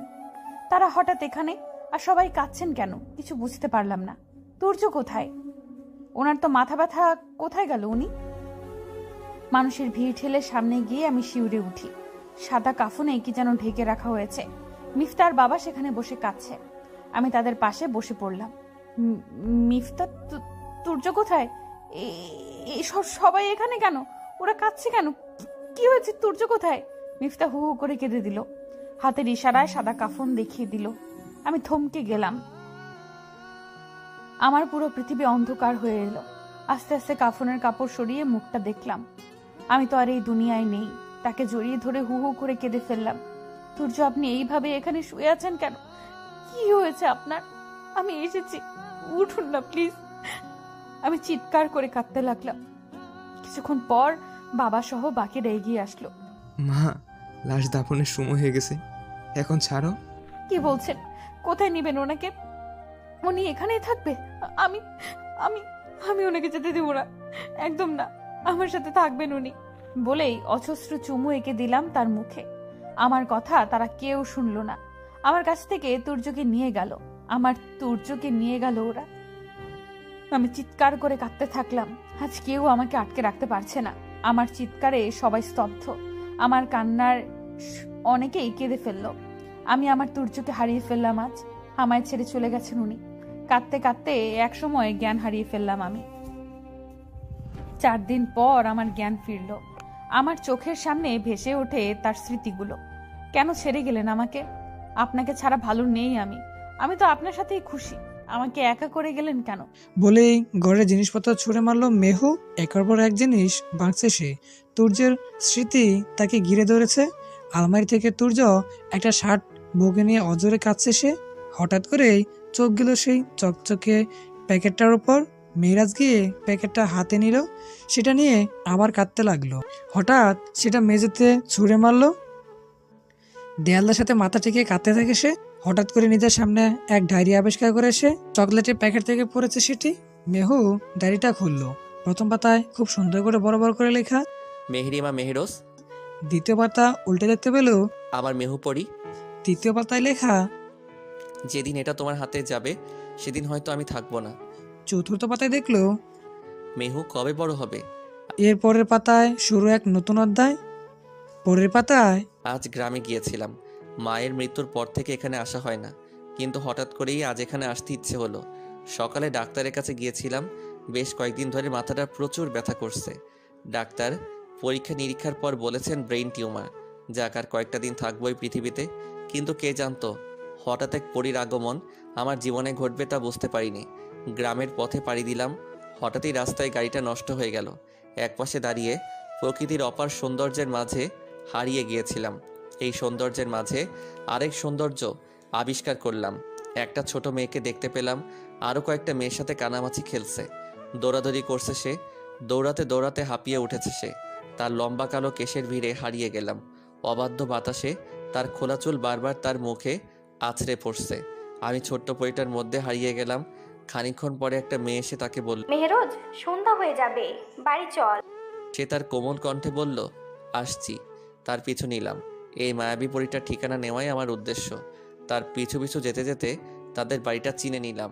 আজ শহরে ফিরে আসলাম, কিন্তু আমার মনটা তো সেখানেই রেখে এসেছি, তার কাছে, সেই মায়াবী পরীর কাছে। তার মায়ার অতল গভীরে ডুব দিলাম আমি। তাকে ভুলতে পারছি না কেন। বারবার সামনে তার মুখটা ভেসে উঠছে। কি আছে তার মাঝে? তোমার কথা এত কেন মনে পড়ে? তবে কি তোমাকে আমি... না না, তা কেন হবে? আমি তোমার সুন্দর জীবনটা নষ্ট করতে পারবো না। আমি কেন ভালো নেই? আমার ভালো থাকার জন্য তোমাকে লাগবে। আজ মিফতাকে তোমার কথা বললাম, জানো, ও খুব খুব খুব খুশি হয়েছে শুনে। উফ, মিফতা এখন কথায় কথায় তোমার কথা বলে। আমাকে বাজেয়াপ্ত করার একটা পথ পেয়েছে। মেহু, হ্যাঁ মেহু, তোমাকে আমি মেহু বলে ডাকবো। তুমি আমার মেহু পরীটা। মেহু, জানো, আজ ফুপুকে তোমার কথা বললাম, তিনিও খুশি হয়েছেন। আজ ফুপি নাকি তোমায় দেখতে গিয়েছিল। কখন বলো তো? আমাকে একটু জানালো না? আমিও তো তোমায় দেখতে চাই, তোমার মাঝে নিজেকে হারাতে চাই। আজ নাকি বিয়ের কথা পাকা করে এসেছে। অবশেষে তোমায় নিজের করে পাবো। তুমি আমার হবে মেহু পরী, একান্তই আমার। না না, তোমার জীবনটা আমি নষ্ট করতে পারবো না। আমি তো আর মাত্র কিছুদিন থাকবো। এরপর তোমার কি হবে? নিজেকে কেন মানাতে পারছি না আমি? কি হয়েছে আমার? তোমাকে আমার চাই মেহু। তোমার কোনো কষ্ট হোক তা আমি চাই না। তুমি যা চাইবে তাই হবে। আজ তোমায় নিজের করে পেলাম, আমার, শুধুমাত্র আমারই। আজ তুমি আমার অর্ধাঙ্গিনী, আমার স্ত্রী। ভালোবাসি মেহু পরী, অনেক ভালোবাসি তোমায়। তোমার জীবনটা আমি নষ্ট করে দিলাম, তাই না? আজ তোমার গায়ে হাত তুলেছি আমি, তোমাকে আমি মেরেছি। বলো তো কেন এত রাগ আমার? আমি তো তোমার সাথে রাগ দেখাতে চাই না মেহু।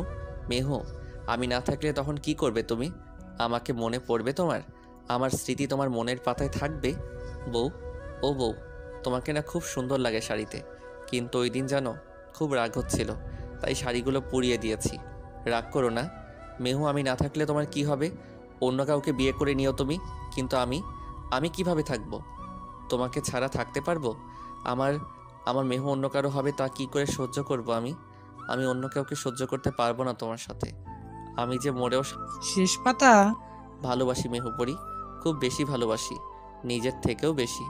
আমার অন্তর্মহলে তুমি, শুধুই তুমি। একবার আমাকে বলবে তুমিও আমাকে ভালোবাসো? খুব শুনতে ইচ্ছে হচ্ছে। আজ কোনো বাদাম আছে না মেহুর? চিৎকার করে কাঁদছে আবার। দৌড়ে চলে গেল তুর্যের কবরটার দিকে। আমাকে ছেড়ে কেন চলে গেলেন? আপনি অনেক স্বার্থপর। আমি তো ভালো নেই আপনাকে ছাড়া। আমি ভালো নেই। ভালোবাসি আপনাকে তুর্য, আমি অনেক বেশি ভালোবাসি আপনাকে।